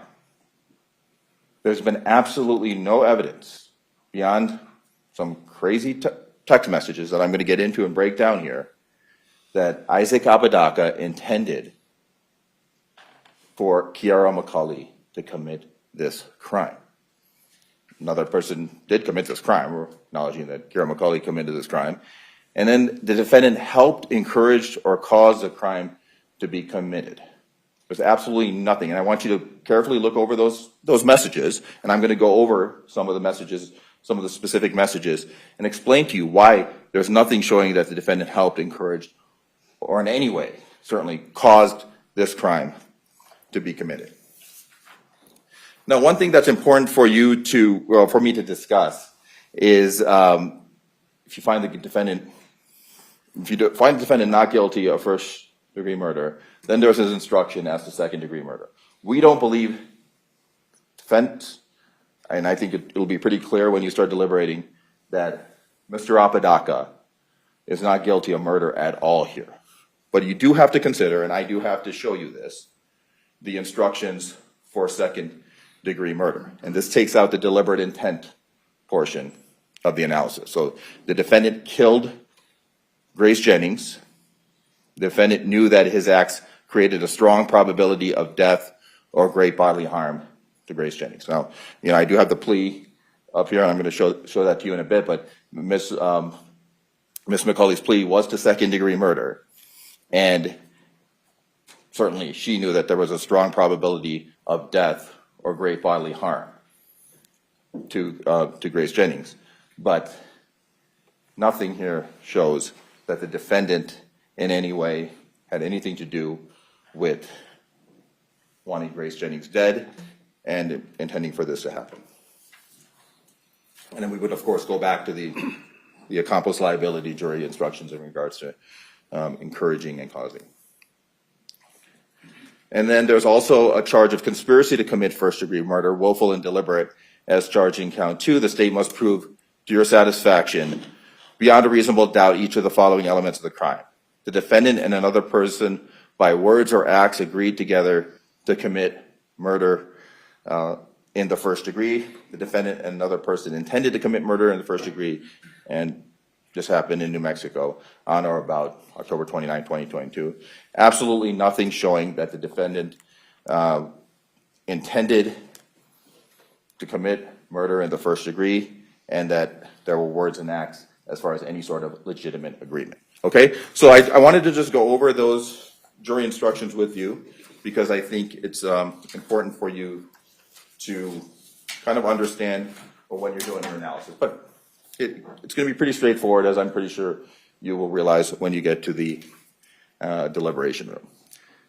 Now, I do think it's important to show you this because there's a jury instruction in regards to how intent can be formed and different things. And then with Dr. Wellner and the state has harped on this April 2022 dismissed charge. And I did introduce this, and this clearly shows that that was dismissed. And I think it's also important for you to understand that when you're evaluating Dr. Wellner's testimony. Because Dr. Wellner has no idea of the context of what was going on in April of 2022 other than his file review. And testimony, I mean, pretty much he's regurgitating what was said, and he was, of course, paid, flew in here from Palm Beach, Florida, by the state, travels the country to testify when he's paid. And then he wants to make this grand analysis.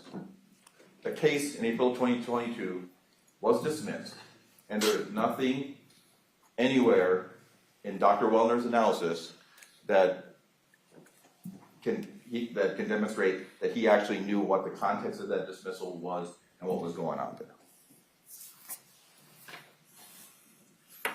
And then there was, of course, Kiara's plea, and she pled to second-degree murder and conspiracy to commit first-degree murder, and she had an incentive here to testify against Mr. Apodaca.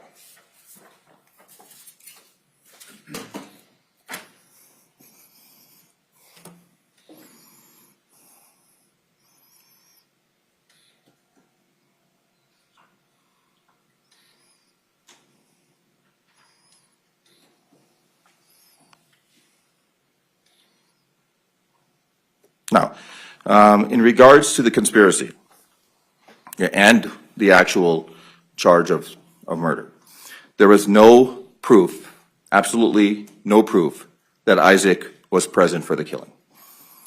The case agent admitted no evidence that Isaac was in the garage when Grace was killed, and there was no evidence presented through any other witness. Isaac had no blood on him, no cuts on his hand. Sergeant Vigil couldn't remember any cuts on his hand, and there was no evidence of that. And there were no blood.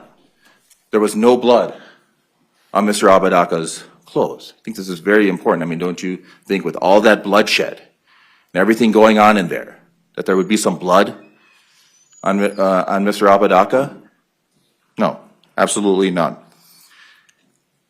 Lainey McCauley didn't witness the garage events, did not see anyone being harmed by Isaac, had no personal knowledge of what happened in that garage.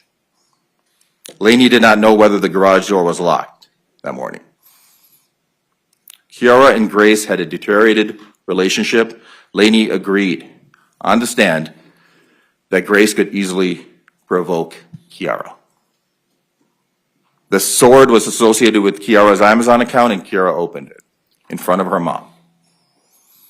Everyone touching the sword when it arrived, but there's no fingerprints or any DNA linking Mr. Apodaca to the sword. Kiara McCauley's credibility before you here yesterday, it was like a lot longer than that, but here yesterday, her credibility is next to nil. She attributed extraordinary beliefs to Isaac, including that he was the Archangel Gabriel, and made wild statements that Isaac discussed a group called Ghost and described Ghost as a vigilante group that killed people who they considered to be bad. This, ladies and gentlemen, was absolutely ridiculous. Those claims may explain Kiara's current narrative, but they do not eliminate any sort of reasonable doubt as to Mr. Apodaca's involvement.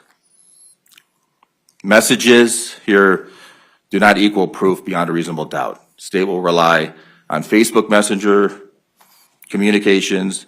Even if some of the messages were sent from Mr. Apodaca's account, the legal question here remains intent, assistance in any sort of agreement in regards to both counts. Isaac told police that some messages were sent by Kiara using his account from a second phone. They located a second phone, but nothing was removed from that extraction. Sergeant Vigil testified that the state later relied on Facebook records and phone logs to connect messages to Isaac's phone. You may consider that, but it's still not proof that every element was met beyond a reasonable doubt. In regards to investigation gaps, there were blood on the door.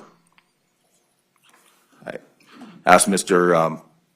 Vigil about that, Detective Vigil, excuse me, if the house was, the blood on the door to the house was DNA tested, and it was not. The garage was messy, and it was basically an investigative decision not to leave every stone unturned. I mean, no stone should be unturned in an investigation like this, but a lot of evidence was not tested or even looked at. In a case like this, it's very important that all of the evidence is properly looked at. Ms. McCauley stated in her testimony that she could not hear screaming from the garage because it was 27 feet away.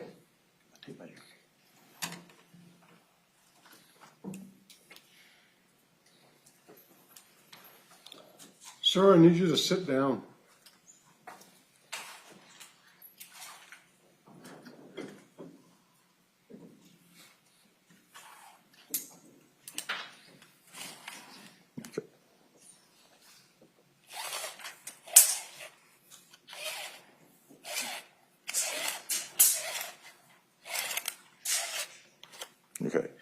This tape measure is about 8.5 feet long. So we would be talking about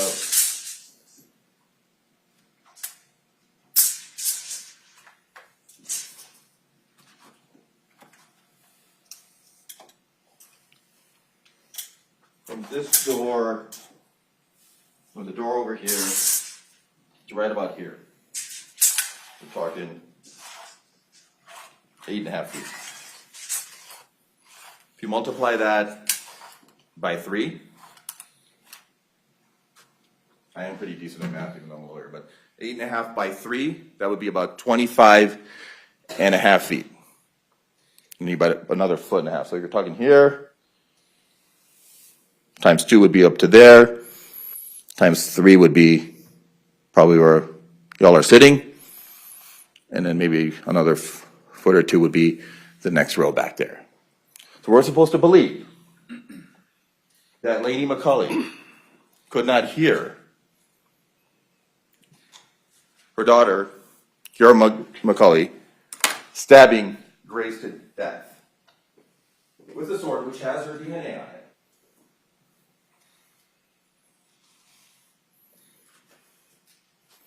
Right middle finger, DNA right here, palm right here, on the left-hand side, holding it like this, at the very least, and then certainly she was stabbing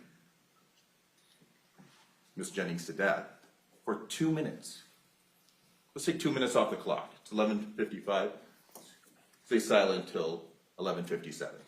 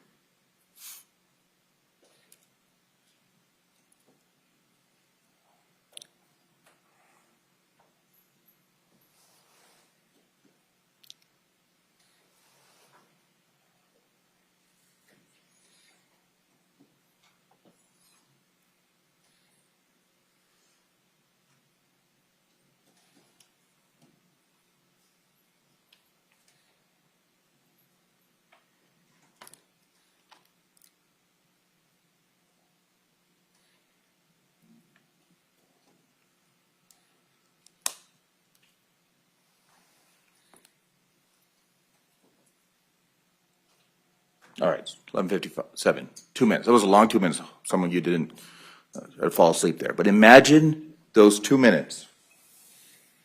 27 feet away. So we're talking basically from that door roughly to the top row where you're sitting. And Kiara is actively stabbing Grace to death. You don't think that there was screaming, that there were loud noises. And during all this time, Miss Lady McCulley, who clearly has a reason to protect her daughter, says she didn't hear anything. I remember Isaac called his mom, who called 911, and Isaac waited at the AP wireless store and was extremely cooperative with authorities.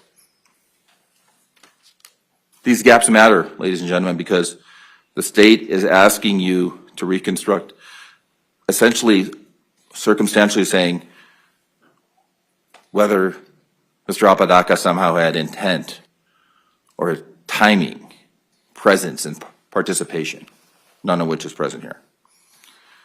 Sergeant Vigil, in regards to the interrogation reliability, I'm not picking on Detective Vigil, excuse me. I mean, I think he's very talented at what he does. But these interrogations are not reliable. It's common tactics. I asked Dr. Wellner.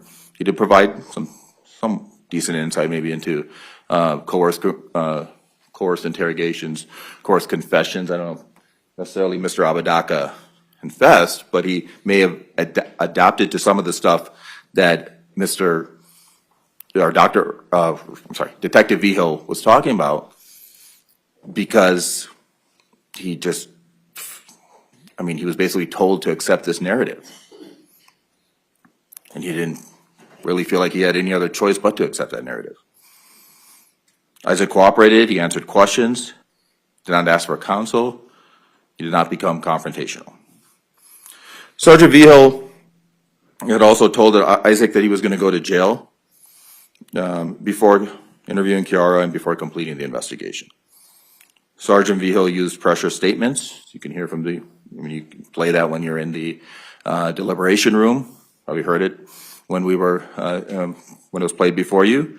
But Sergeant Vigil used pressure statements such as, "Dude, I'm not dumb, and it's over, own it." Sergeant Vigil at that time did not know whether Isaac was sleep deprived. He did not ask about medications or medical diagnosis. He was not trained to recognize psychological stress. He did not ask about education or reading difficulty or disabilities for that matter. Interrogation may show pressure and confusion, but nothing there properly states that Mr. Apodaca was in any way accepting anything in regards to responsibility in this case. He was just pressured into accepting a narrative. And the state also wants to make this whole argument about coercion and control. You saw him on that interview. Did he seem coercive and controlling at all?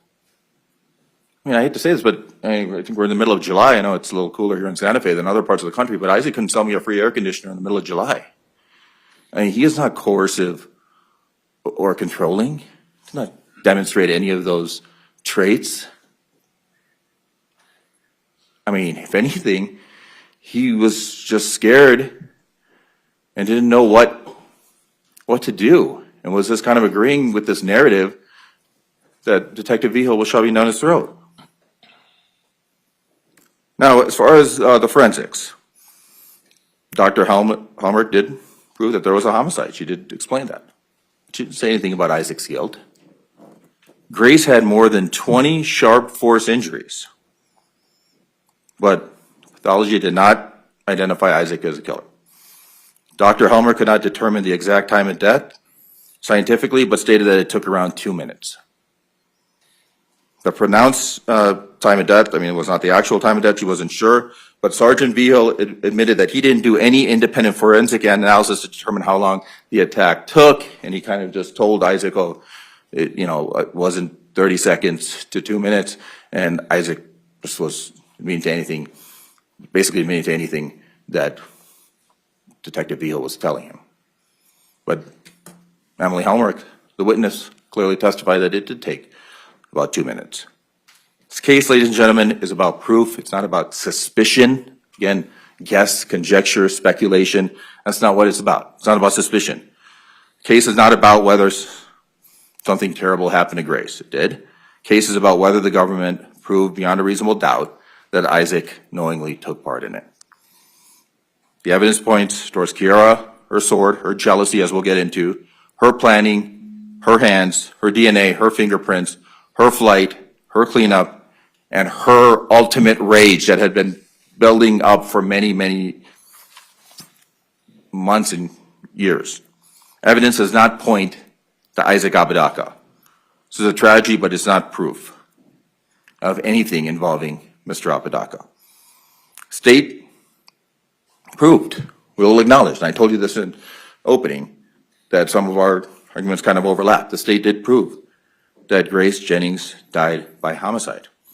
It did not prove, the state did not prove beyond a reasonable doubt that Isaac Apodaca is legally guilty of first-degree murder or an accessory to any sort of murder or guilty of any sort of conspiracy. The case agent admitted no evidence, Detective Ehill, no evidence has been presented that Isaac was in the garage when Grace was killed. Isaac had no blood on him, no cuts on his hands that Sergeant Vigil could remember, and no blood on his clothes. Lainey McCulley did not witness the garage events, did not see Isaac harm anybody, and had no personal knowledge of what happened in that garage. Lainey did not know whether the garage door was locked that morning. Now, Kiara and Grace had a deteriorated relationship. Lainey agreed. She testified that Grace could easily provoke Kiara. The sword was associated with Kiara's Amazon account, and Kiara opened it in front of her mom, Lainey. As far as Kiara's credibility is concerned, I mean, you heard her testify. She had, again, the Archangel Gabriel, the vigilante group. I mean, this is all ridiculous. Absolutely no evidence was presented of any sort of group, let alone ghost group or any of that, let alone any of this being discussed between Isaac and Grace. I mean, those claims may explain Kiara's current narrative, convenient narrative, whatever you want to call it, but they do not eliminate reasonable doubt when it comes to Mr. Apodaca.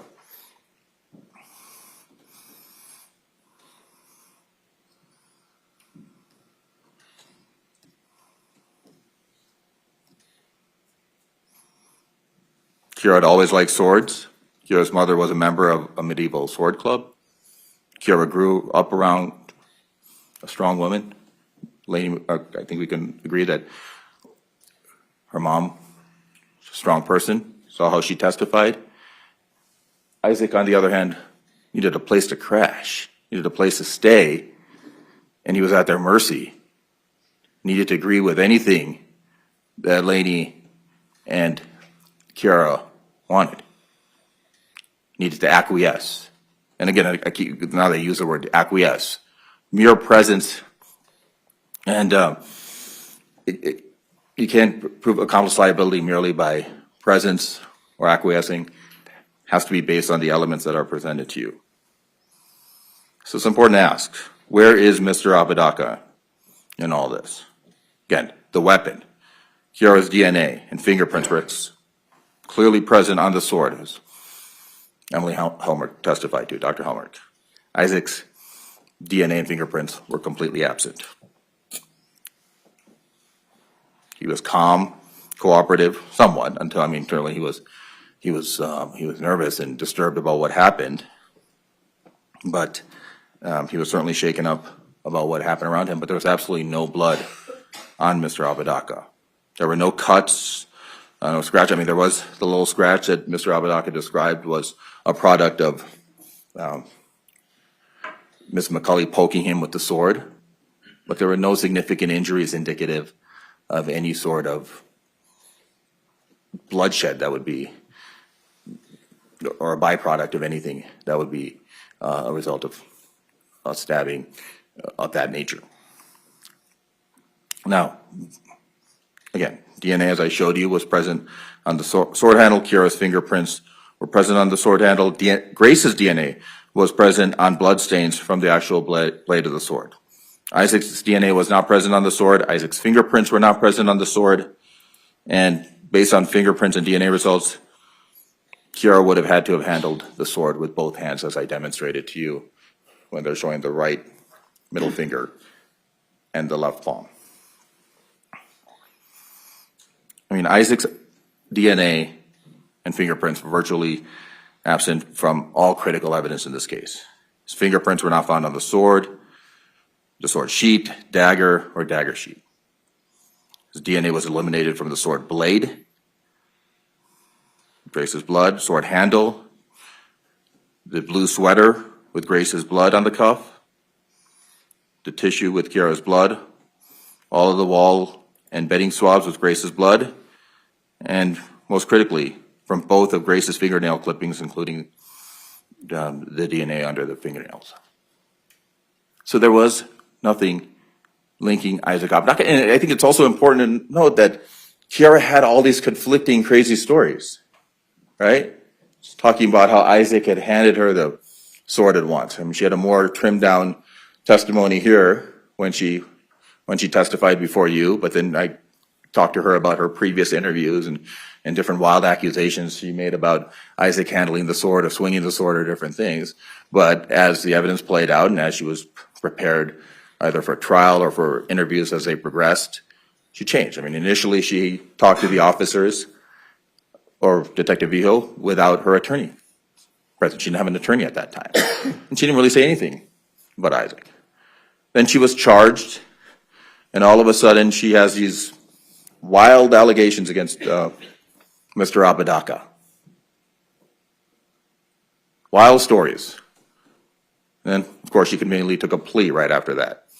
And she had her attorneys present with her during that interview. And then the third time, in the third interview, with myself present here in actually this very courtroom, I believe, and Mr. Meek, my investigator, present, she toned that back a little bit. And then, before you here yesterday, she had another trim version after she was prepared to testify before you. And then the drinking. She had initially said that she had a few sips of alcohol. Then, actually, when she had her attorneys present and she was talking to the state right before she took a plea agreement, she said she drank a bottle and a half of Jack Daniels. Okay? I don't know. I'm not an expert on alcohol use. I hope I'm not. But, I mean, I would think that a bottle and a half of Jack Daniels over the course of a day is an extreme amount of alcohol. How can we believe that she remembers anything?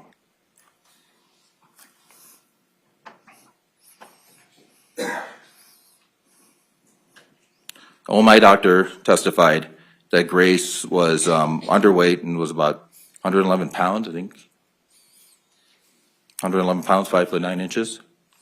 Bottle and a half of Jack, or initially she said a few pints right before she got arrested, or a few sips, excuse me, and then yesterday she said a pint. Ladies and gentlemen, jury, her testimony cannot be taken seriously at all. It's completely contradictory between every interview she did, and likelihood is she may just have been really, really drunk. I don't know. Maybe that would explain why she stabbed somebody to death several times. I mean, someone with a deep level of anger like that must have come with an extreme level of provocation. Now, CSS Tenna did a great job with the forensic report. You saw that with the forensic work, and did not put Isaac's DNA on the sword or anything that links him to this killing.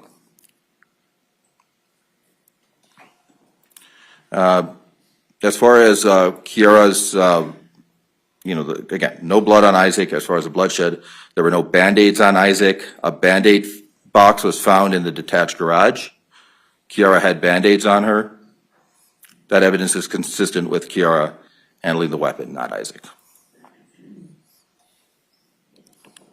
State's trying to point and basically paint Isaac in the worst light possible, but there's absolutely no evidence of him having any sort of involvement in this case. Kiara's the one who discussed this big, or maybe she didn't say big, but she said beautiful sword. Stated that her mom taught her how to use swords, and then she lived out her fantasy after getting her own sword. Kiara's mom, again, was a part of these sword clubs, and Kiara testified that her mom was almost like a mentor to her. So basically, it comes down to this. I mean, the sword is the central object in this killing. Kiara's on the sword, Grace is on the blade. Isaac is nowhere to be found as far as any sort of DNA or anything. Motive and rage belong to Kiara here. Kiara was jealous of Grace and Isaac. Kiara acted out of rage and extreme provocation by Grace. Grace had provoked Kiara over the years. And Kiara told Grace to apologize as she stabbed her to death. And that's also important to note. When you're standing over, I'm not going to be dramatic with the sword in regards to this. I mean, this is serious stuff. But, I mean, Kiara is standing over Grace, asking her to apologize. I think you need to think about that for a second. if they're saying that Isaac Apodaca somehow coerced and controlled or caused Ms. McCauley to do this, are we supposed to believe that when she's basically standing over her with a sword and telling her to please apologize, and then she'll stop? I want you to think hard and deep about that. I mean, using a sword, as my co-counsel, Mr. Cameron, pointed out, I mean, using a sword in this case demonstrated that Kiara was up close and personal with Grace. It's not like somebody's shooting a gun from a distance or anything like that. It's up close and personal with this sword. You're stabbing somebody in close range. I can't stab you from over here. I can throw a sword at you, but I can just stab you from over here like I could shoot you with the gun. Sword killing is an intimate, violent, and personal act. Post-mortem wounds. Mr. Cameron also got into that. According to OMI, all 7 wounds on the head and neck were post-mortem after death. OMI testified that the post-mortem wounds could have also killed Grace had she been alive. Ladies and gentlemen, this killing took place with so much rage, so much anger, so much passion by Ms. McCauley. And how are we to believe that Isaac somehow coerced and controlled her to do this? It's ridiculous. It doesn't add up. Kiara's contradictions and Laney McCauley's motive to protect her daughter. They were the ones who orchestrated, Laney McCauley did not orchestrate this, but clearly they were the ones who were coercive and controlling over Mr. Apodaca. Mr. Apodaca may have just been maybe sending some messages in agreement or whatever because he just needed a place to crash.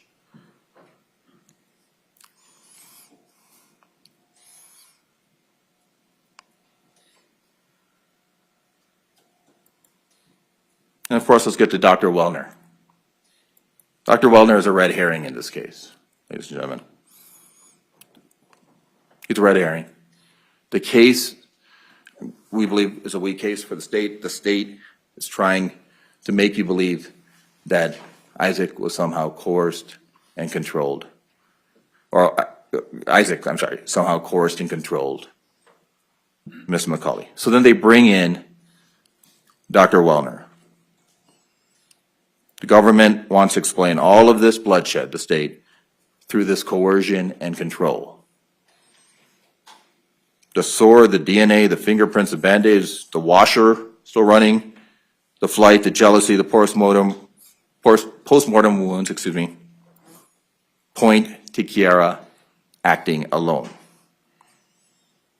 The physical evidence, again, does not put Isaac on the sword. Isaac had no blood on him. Isaac had no real cuts. Kiara ran while Isaac cooperated. Kiara had the sword, the motive, the planning, the DNA, the fingerprints, and the rage. Dr. Wellner's so-called expert testimony, ladies and gentlemen of the jury, should be taken with a grain of salt. And I don't normally say that he's an expert. I understand that. But as I told you earlier, he travels the country. He was flown in here from Palm Beach, Florida, testify for the state. He was paid by the state to make this argument without interviewing the subjects of this situation, without looking into or finding out any real detail about that 2022 case that was dismissed. And then he also goes into this analysis about the stuff about, all this stuff, the sex work and all this stuff. Those are all red herrings, ladies and gentlemen. None of that should be considered. I mean, it's not an instruction. Again, there's also an expert opinion jury instruction.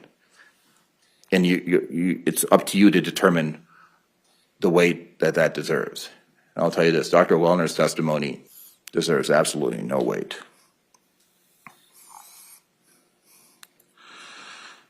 So, ladies and gentlemen, I mean, the government did not prove that Isaac committed the crimes alleged here. Kiara ordered the sword. This was a result of jealousy. Suspicion is not proof. Association is not proof. Being near Kiara is not proof. Again, mere presence is not alone. Joking around is not proof. I don't want to use the term hyperbole, but I mean, there are certainly, we can't really take these messages. We got to take the messages in its proper context. I mean, Grace Jennings was Isaac's ex-girlfriend with whom he maintained a friendly relationship. Grace proactively contacted Isaac seeking a place to stay, welcomed her into their house. There was really no evidence of any real pre-existing conflict between Isaac. There was certainly pre-existing conflict between Kiara and Grace, but nothing between Isaac. So, I guess there was, you can talk about real world intent and these text messages, text-based puffing.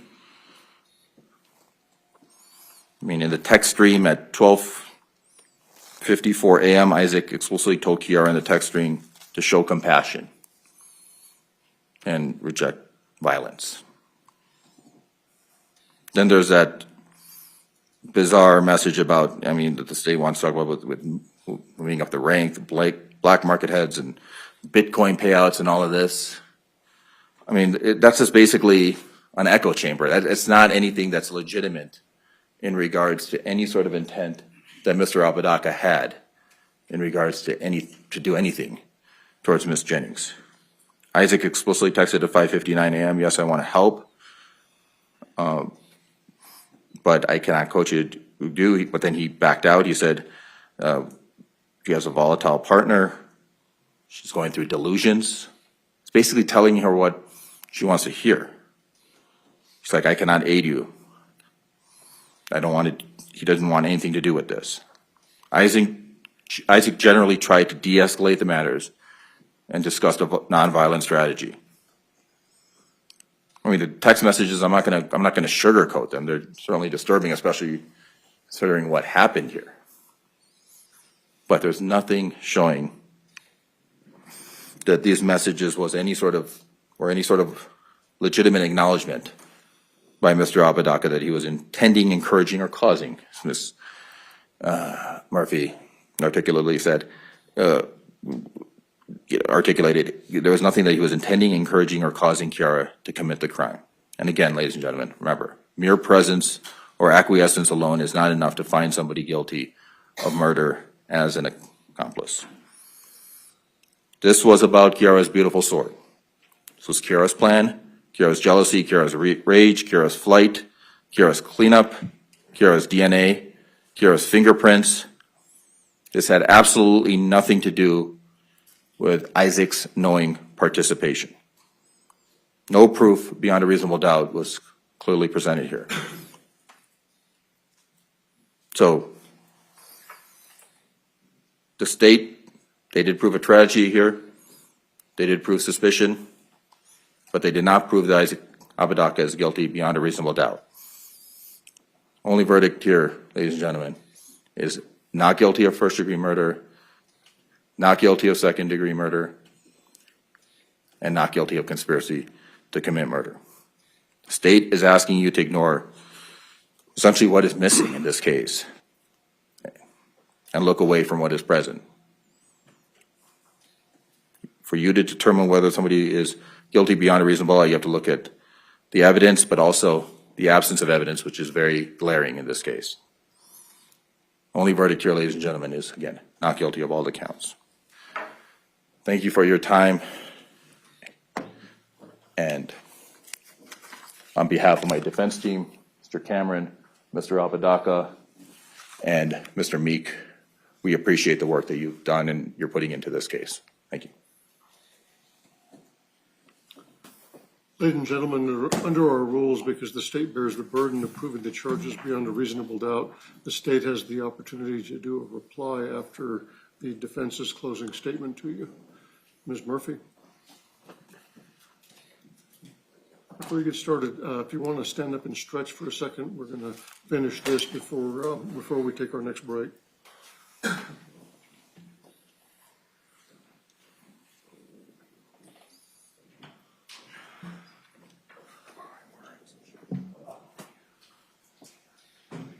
All right, counsel, I think the jury's ready. Go ahead. Thank you, Your Honor. Hello again. Let me start with the first thing that I think defense and I agree on. Kiara committed first-degree murder. She willfully and deliberately killed Grace Jennings.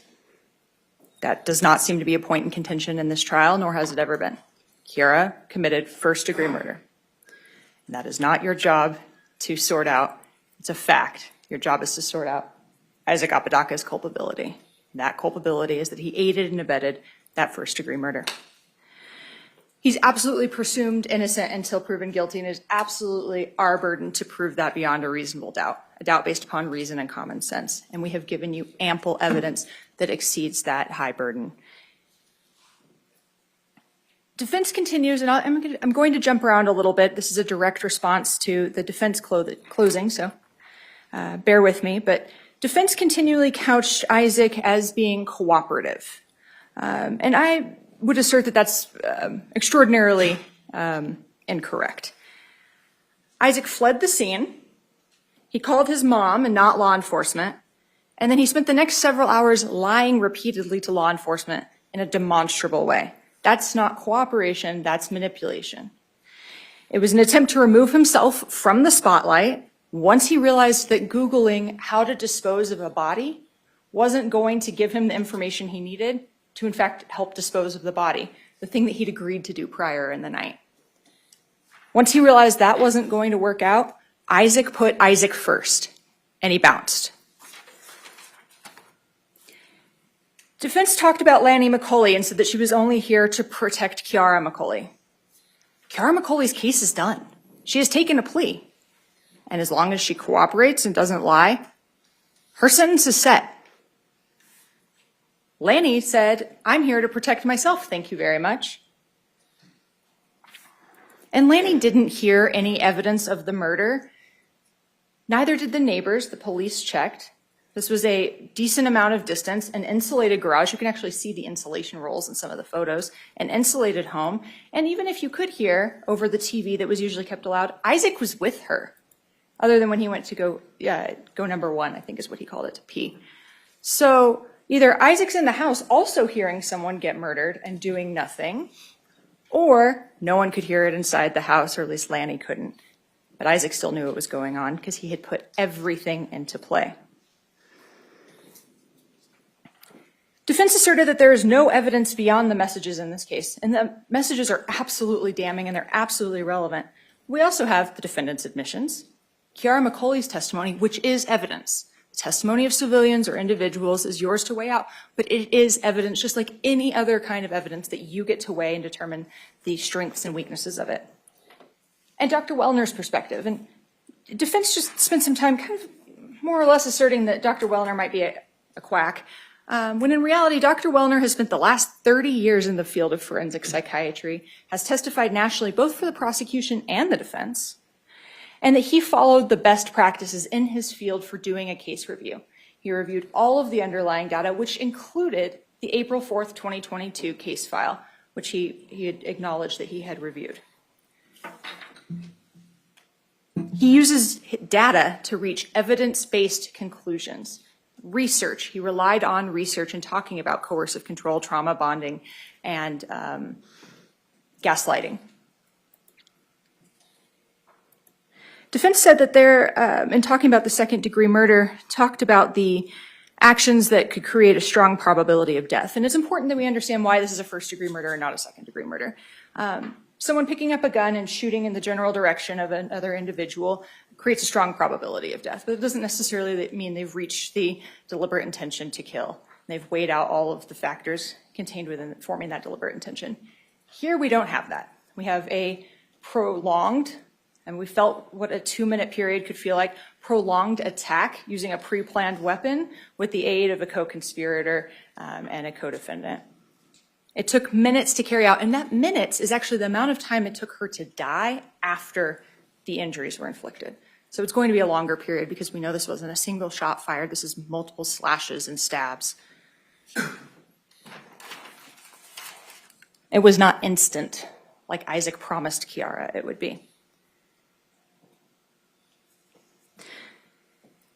Defense stated that the interrogation that Sergeant Vigil, who's been trained in some particularized techniques, was not reliable, and that's just not borne out in the evidence.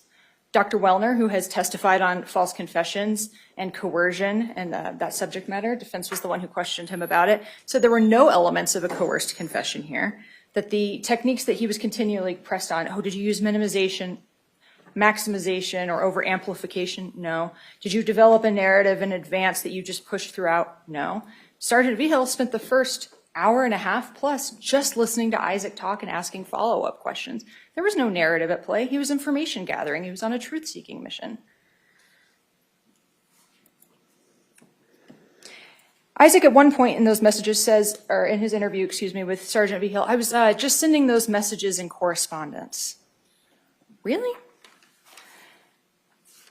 Because it sounds like defense couched it as joking around, saying, Puggle, I'm wanting you to kill her. Saying, she sold you into the sex trade. Talking about which weapon to use, how to use it, north, south, east, west, voila, she dead. Telling her that she had multiple personalities and to try and summon the angry one. That doesn't sound like jokes, that sounds like inducements and persuasion. Defense and I agree on a second point, that this was a murder that took anger and rage and passion to eventually access. And that had been fomenting or building over a period of years. There wasn't this initial bout of rage when Kiara first saw Grace, and they actually even spent some time talking in the garage together. It was an untapped resource, but that had been building and been fueled over a prolonged period of time. And who was providing that fuel? Isaac Apodaca. When Kiara first met Isaac at the mall and Grace was there, she didn't see Grace and have some epiphany that she'd been gang raped. No, it was once she started dating Isaac Apodaca, 6 months in, he started telling her about it. He spent years cultivating this narrative. He spent years pressing for this to happen, and he finally had an opportunity to get Kiara to execute it. And the psychological benefit is the power and the control. Getting someone to do something really dangerous and really stupid. Dangerous for them too. Defense asserted that there's no evidence of Ghost. Well, okay, I think we all agree that Ghost is not a real organization, and no one actually thinks that Isaac Apodaca founded a secret vigilante killer group. But as to Isaac playing into the fantasy of Ghost and Kiara believing it, there is ample evidence. Discussion of a kill list, discussion of using the barn as a backup location, perks in the black market, filing reports. Oh, I'll edit a report about your kill. I'll just change it and say you did it. Kiara having a platoon tattoo or insignia related to her belief in this organization, and the mention of, oh, we'll get the money in the Bitcoin or crypto wallet. He fueled over and over and over again these notions, and yeah, she had some weird belief systems that many of us may not identify with, but those were her deeply held convictions. She truly believed her intimate partner when he would tell her things.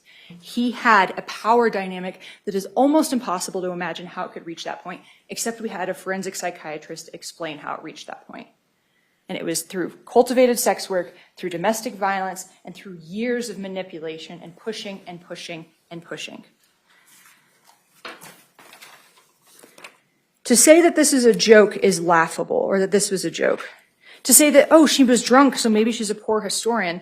Well, if we accepted that, which that doesn't really seem to be borne out, as no officers testified that they smelled anything on her, and Sergeant Vigil felt comfortable conducting an interview with her much later in the day, that would require you to believe that then Isaac Apodaca jokingly told a drunk homicidal person how to use a weapon and then attacked all of their psychological weak points to just try and, as a joke, press these things forward?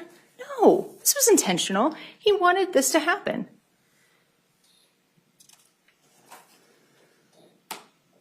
He knew the narrative that he had built in Kiara's brain, and he still let Grace come over. Who brings someone to their home that they know that their partner hates at the very depths of their soul, when you're the one who's set that narrative in motion for years. Someone who wants that person to kill the other person. Ladies and gentlemen, Dr. Wellner provided us, as I said, evidence-based data and information about the techniques and about the relationship and about the history. But we don't have to show that he put a gun to Kiara McCauley's head. We don't have to show that she felt in fear for her life. Caused, helped, encouraged. Those messages bear that out. The defendant's admissions bear that out. And whether you want to view this evidence, in this case, as showing that Isaac Apodaca is some architect, or whether you want to view him as maybe he's a puppet master pulling Kiara's strings when he touches on those psychological weak points, or maybe it's just a poor attempt to be a Marvel comic book character named Null Void that didn't really work out for him and he got caught. He is the one that set this into motion. Isaac Apodaca bears responsibility for Grace Jennings' murder. Isaac Apodaca helped, encouraged, and caused that murder. Kiara has taken her responsibility, and ladies and gentlemen, we ask that you return verdicts for the guilty on both counts. Ladies and gentlemen, I have a final instruction for you before you retire. Instruction number 22. I will now ask you to retire to the jury room to begin your deliberations. You will be provided a copy of these jury instructions, and exhibits introduced as evidence will be made available to you. All of the photographs, the discs, those will all go back with you when you start your deliberations. Any of the other items that are in bags, you have access to everything, and if you need to open any of those exhibits, the bailiff will bring you gloves so that you can do that safely. We won't send those back immediately, but anything that you want is available to you, and the bailiff can retrieve it for you. Prior to beginning your deliberations, you will need to select one of you to act as foreperson. That person will preside over your deliberations and will speak for the jury here in court. Forms of verdict have been prepared for your use, and I'll just review them with you quickly. With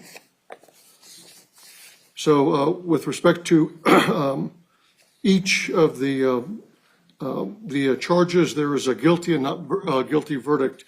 All of the verdict forms have the same caption on top, and it simply reads, and you've heard this dozens of times over the last week: First Judicial District Court, County of Santa Fe, State of New Mexico versus Isaac Sampson Apodaca, defendant, and then the cause number, which you probably have memorized, D101CR 2023-25, and then my name.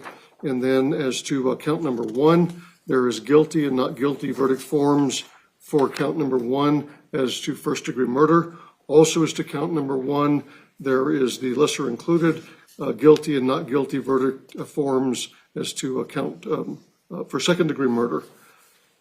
With respect to count number 2, there are guilty and not guilty verdict forms for conspiracy to commit murder in the first degree. If you'll recall, the instructions walk you through the process to help you kind of organize your deliberations, as well as how you have to return verdicts, particularly with respect to count number 1. You will take these forms to the jury room with you. When you have reached unanimous agreement as to your verdict, the foreperson will sign the forms which express your verdict. You will then return all forms of verdict, these instructions, and any exhibits to the courtroom. From this point forward, any communications with the court need to be in writing and signed by the foreperson. As I told you at the very beginning of the trial, when one of you asked if there was a formal transcript, the answer to that is no.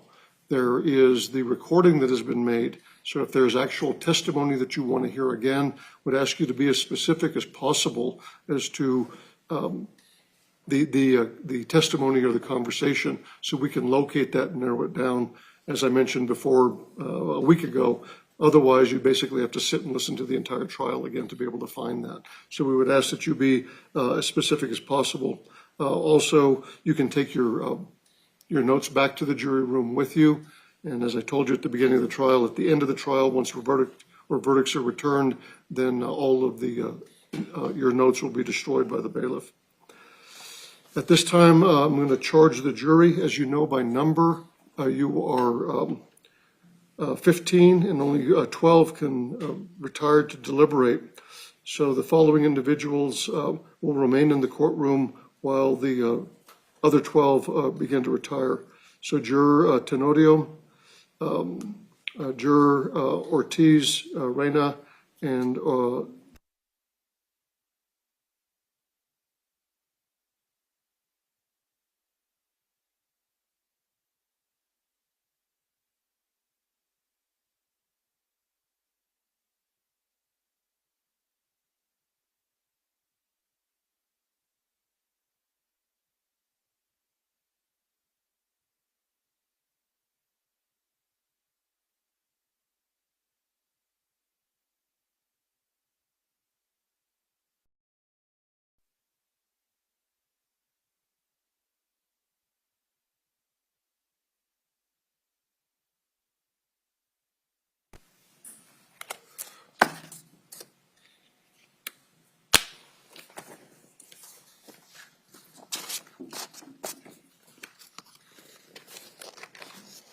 the jury instructions have the winged clip on them.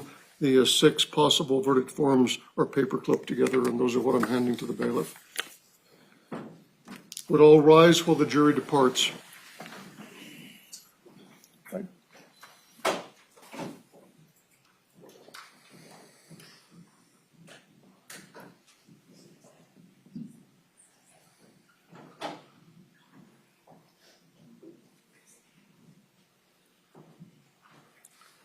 And I need our 3 alternates to remain in the courtroom, please.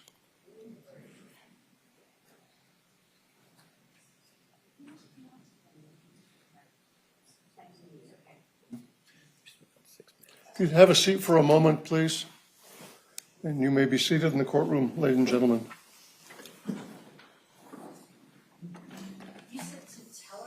I might have mispronounced your name, ma'am.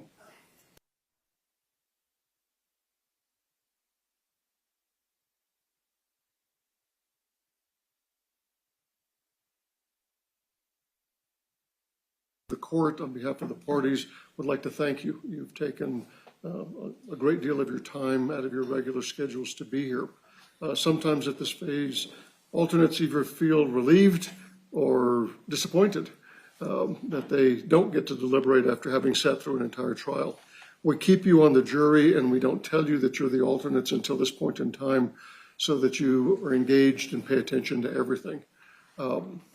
We also don't release you earlier in case something happens. People get sick, there's an emergency, and during the trial, we might have had to replace one of you with one of the other jurors that had already been designated as members of the panel. That actually happened in this case. As if you'll recall, we had one juror several days ago that was released, and she was replaced by one of the alternates. Couple of things. The notes that you have, I'll ask you to give them to the bailiff. Your notes, along with all of the other notes, will be destroyed. Because you've sat through an entire trial, I'll give you the option. If you would like to be removed from the larger panel list for coming trials, let the bailiff know. He'll contact the clerks downstairs. If you wish to remain on that larger group until your term of service is over, let him know that as well. You may or may not be called back in the rotation. Your panel is part of a much larger panel of about 750 potential jurors on this current cycle. So they usually go through the entire panel before they start calling people back a second or a third time. But that's your decision to make if you want to be removed from any further jury service on this current rotation. Couple final things. All of the restrictions I placed on you and have repeated over and over and over again are now lifted from you. You can research anything you want to about the case. If you've had someone saving, or you want to do some kind of a web search of the case or the names of the people, as you know, this has been covered. There has been coverage since the incident, basically. So there's a lot of history out there. If you are curious in any of that, you now can access any of that. You can also speak to anyone you want to about the case, except for the 12 individuals sitting back in the jury room until they decide the case. You control all communications. Sometimes the attorneys want to talk to alternates and to jurors after a trial to get your impressions of their presentations to you, maybe specific things about the evidence, those kinds of questions. Let me just tell you, no one's going to call you up and come to your home or come to your work. If the attorneys want to speak to you, they have to contact the chief clerk of the court downstairs. She will then get that information of who wants to speak to you, and then she'll speak to you, either by text or email, tell you the request, give you that contact information, and then you decide whether or not to respond. So no one should be coming to you and trying to, speak to you about your participation in the trial except through that process. If anyone does, please let me know. You can pick and choose. You can talk to anyone you want to, and you can refuse to speak to anyone you want to if it's your family or friends or people at work or whatever. You control all of those communications. The last thing I'd like to talk to you about is the process. Sitting for a week plus through a trial where you hear, doctors from OMI, where you see graphic images, where you hear testimony, that's not normal for most people in our community. And we have come to know over time that this process can inflict a form of trauma upon you. So I would ask you to do a couple of things, and this comes from something that happened with a jury I had over a decade ago. After we tried a particularly difficult case, a couple of years later, I ran into a juror, it was out in public, and the juror expressed to me that the case was still bothering them. And so we just had a chat and talked about it for a few minutes. And after that conversation, I asked that person, well, what have you done to kind of come to terms with all of this? And the response I got was, well, not really anything. I would suggest to you that sitting through this trial has had an impact on you. And whatever you normally do in your life to process complex, difficult situations, I would recommend to you that you do that, whether that's going for a hike up in the mountains or meeting a friend over coffee. If you are from a religious persuasion, being engaged in that, whatever you normally do to deal with complex, impactful situations, I would ask and suggest to you that you spend, I can't order you to do it, but that you would spend some time soon in the next couple of weeks to kind of put this in perspective with everything else in your life. And I think it'll help. There's actually a pamphlet, I don't know that we have any in the courtroom, that the administrative office of the court prepares. It basically has resources available to you if you're seeking any kind of support or help. So let me stop there and see if any of you have any questions for me. The next thing that's going to happen is the bailiff is going to come back in. He's going to take you back in case you have any private property in the jury room, collect that, and then he'll walk you out of the building. He'll take your notes from you. Do you have any questions for me?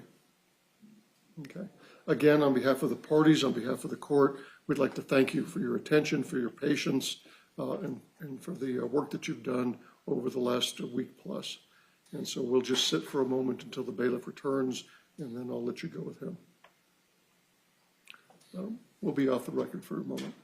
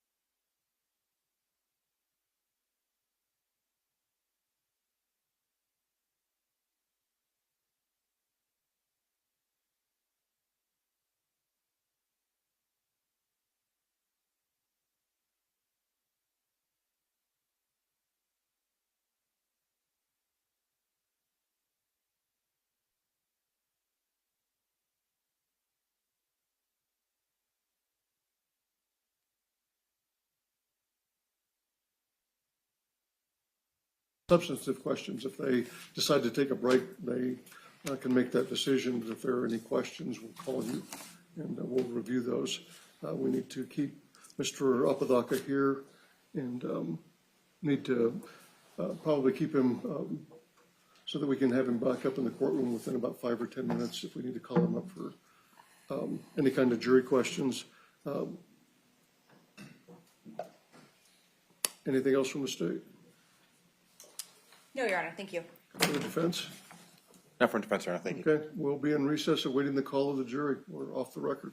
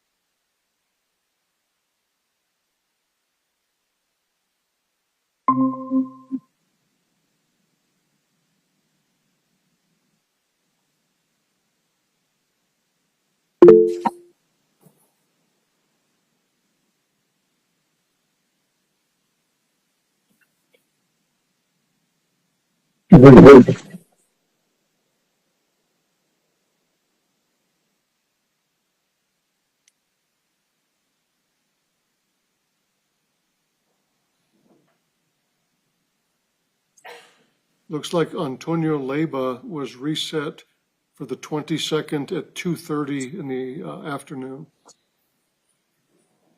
Okay, I'll update my calendar.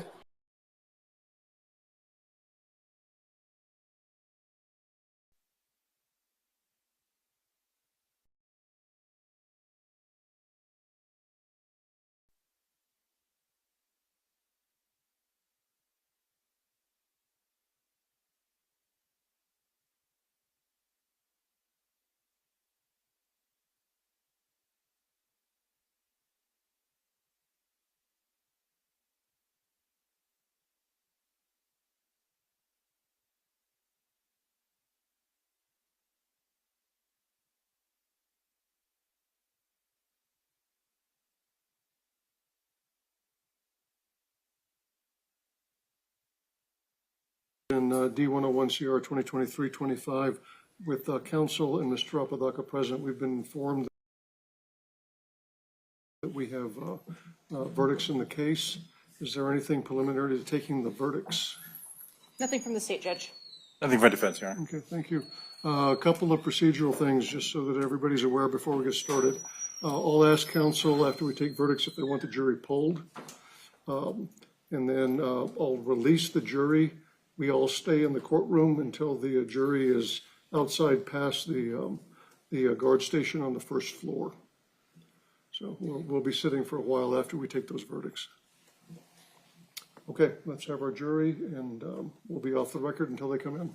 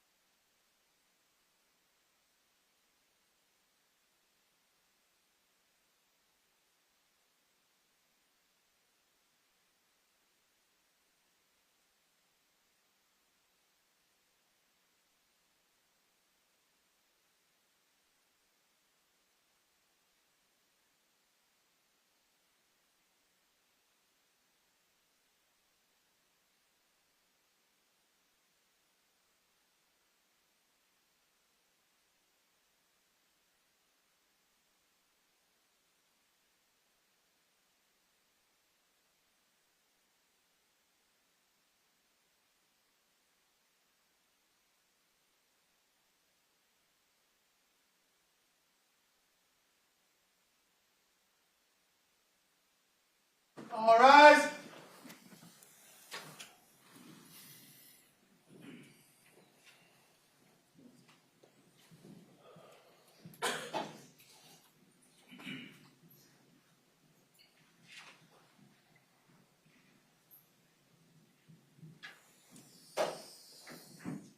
You may be seated in the courtroom, ladies and gentlemen.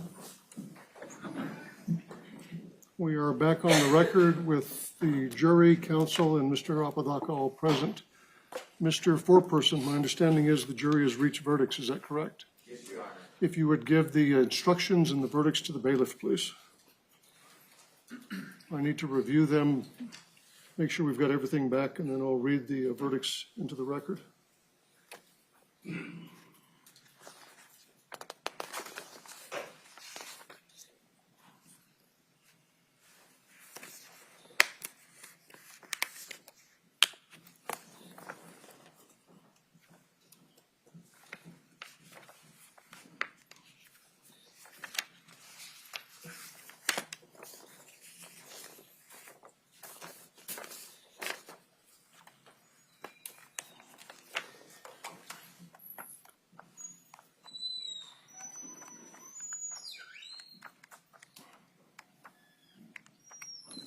The court has returned the verdict forms as well as the 22 jury instructions that were sent back to deliberations with the jury. Mr. Apodaca, counsel, would you please rise?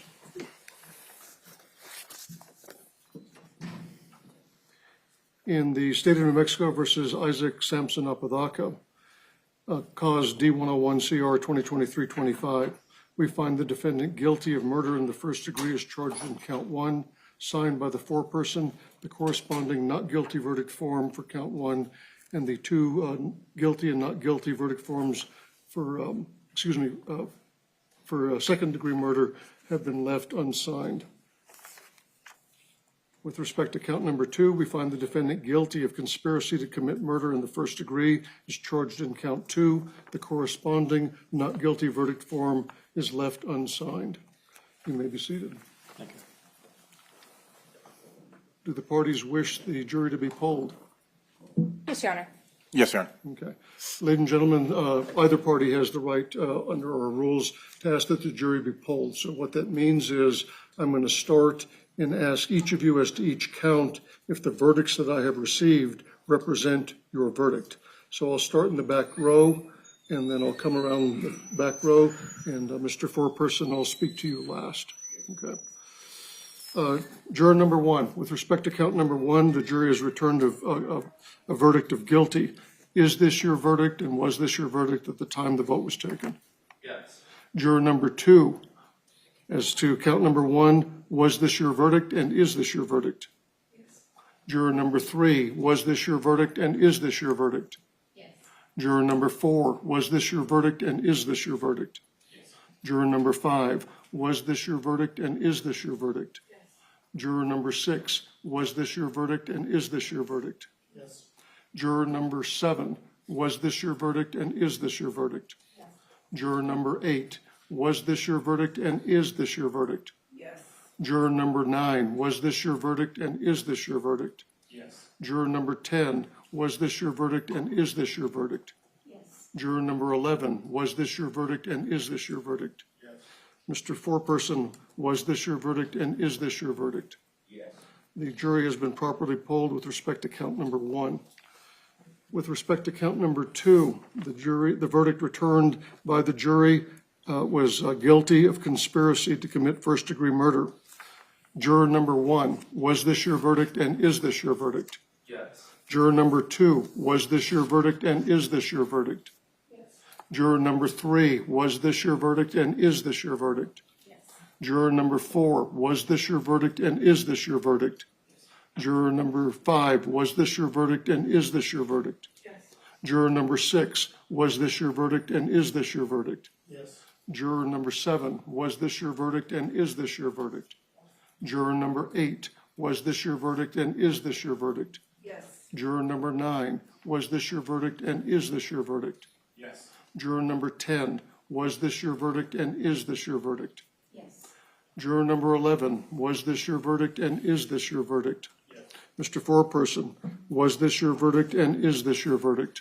Yes. The jury has been properly polled with respect to count number 2. Ladies and gentlemen, at this time, having completed and returned verdicts, I'm going to discharge you as the jury in this case. So a couple of quick instructions and then I'll let you go. First of all the restrictions that were placed on you at the beginning of the trial are now lifted. You can talk to anyone you want to about the case. You can look up the names or any information about the case. All of those restrictions are lifted. You control all communications, so you can pick and choose if you want to talk to someone about the case and not to. Sometimes the attorneys want to speak to jurors. The way that happens, we have a special way of doing it. They have to notify the clerk of the court downstairs on the first floor. She would get the information and she would contact you and give you their contact information, and then you decide whether or not you want to return the call or the text message or the email. So you control all communications. No one should be called back during your term of service. And if you remain in the pool, you'd be contacted in exactly the same way that you were contacted to be present for jury selection and to come back for the trial. Any questions about any of those issues? Okay. The other thing, I need to make sure you leave your notes with the bailiff. Your notes, along with the notes of the alternates, will all be destroyed. Have you retrieved all of the exhibits, the original exhibits, back in the court's custody? The last thing I want to talk to you about is this experience. It is not normal for most of us to sit through a trial or a hearing or any kind of a forum where, you've heard testimony from the Office of the Medical Investigator, you've seen crime scene photos, you've seen autopsy photos, you've heard the testimony in the courtroom. We've come to know over time that this process can inflict a type of trauma to individuals. So Angel will give you a pamphlet that's been prepared by the Administrative Office of the Court that just discusses that. I've been talking to juries now for over 10 years about this issue because I had a situation where a couple of years after a trial, I ran into, just by happenstance in the community, a former juror, and part of that conversation was how they were still had a problem, were kind of upset, disturbed by their experience. After that conversation, I asked them, what they had done to kind of process the whole experience, and the response I got was, well, nothing. I would suggest to you that you take some time in the next couple of weeks in whatever you normally do in your life to deal with complex emotional situations and things that you've been exposed to, that you take some time and actively process what you've been through. And again, whether that's having a conversation with a friend over a cup of coffee or going for a walk up at Aspen Vista up in the mountains, whatever you normally do, I encourage you to take some time to do this in the next few weeks so that you can kind of put this in context with the other things that have occurred in your life and hopefully help you to heal and move on. Do any of you have any questions for me about any of that? So what we're going to do is I'm going to discharge you in just a moment. Angel will walk you out. The rest of us will remain in the courtroom. Once you're past the guard station at the front of the building, then I'll release everyone else in the courtroom. Last thing I'd like to say on behalf of the court, all of my staff and the parties, we'd like to thank you for your patience. Didn't know we were going to have a power outage today, but thank you for your patience during the trial, your attention, your commitment to the process, and all the work that you've done. I discharge you as the jury for this case. Would all rise while the jury departs. All rise. Thank you all. If you go with the bailiff, please.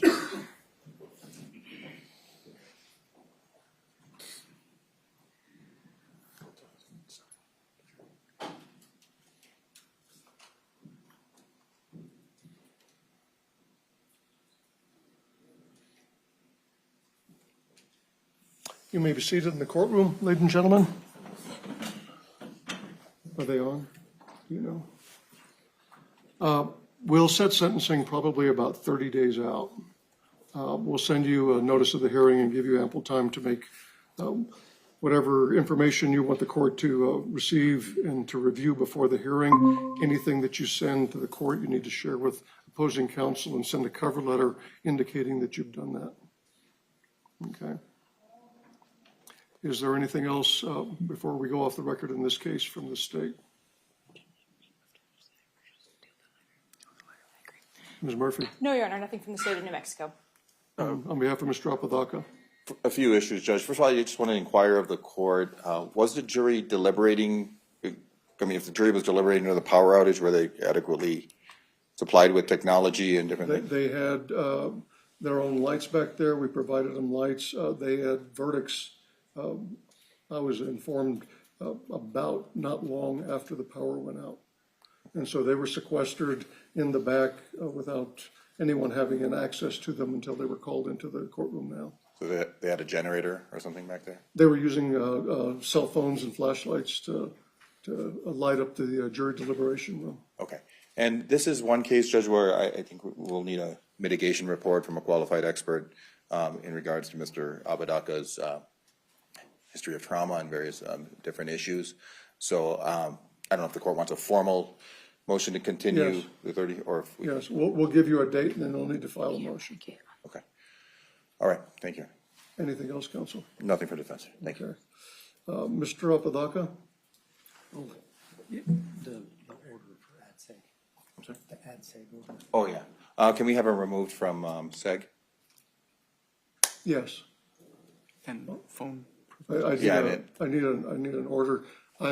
My administrative assistant, we have a video hearing, so she's back there dealing with that. So I'm not sure she's listening to us to prepare the order, but he'll be released from administrative segregation and his phone privileges are restored. Okay. Mr. Apodaca, you've been convicted by a jury of your peers.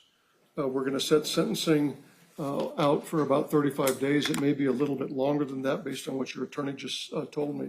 But at this time, I'm remanding you into the custody of the sheriff of Santa Fe County to be held in safe and secure care until further order of the court. He's in your custody, Sergeant.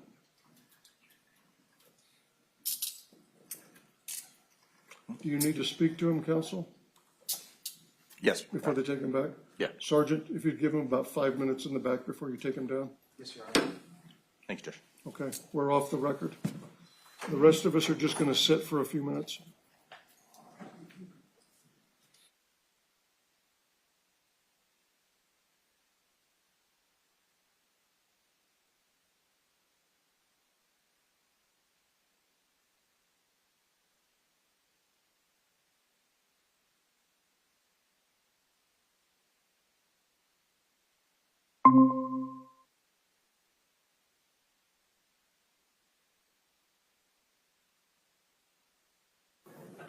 Alyssa, can you call Alyssa?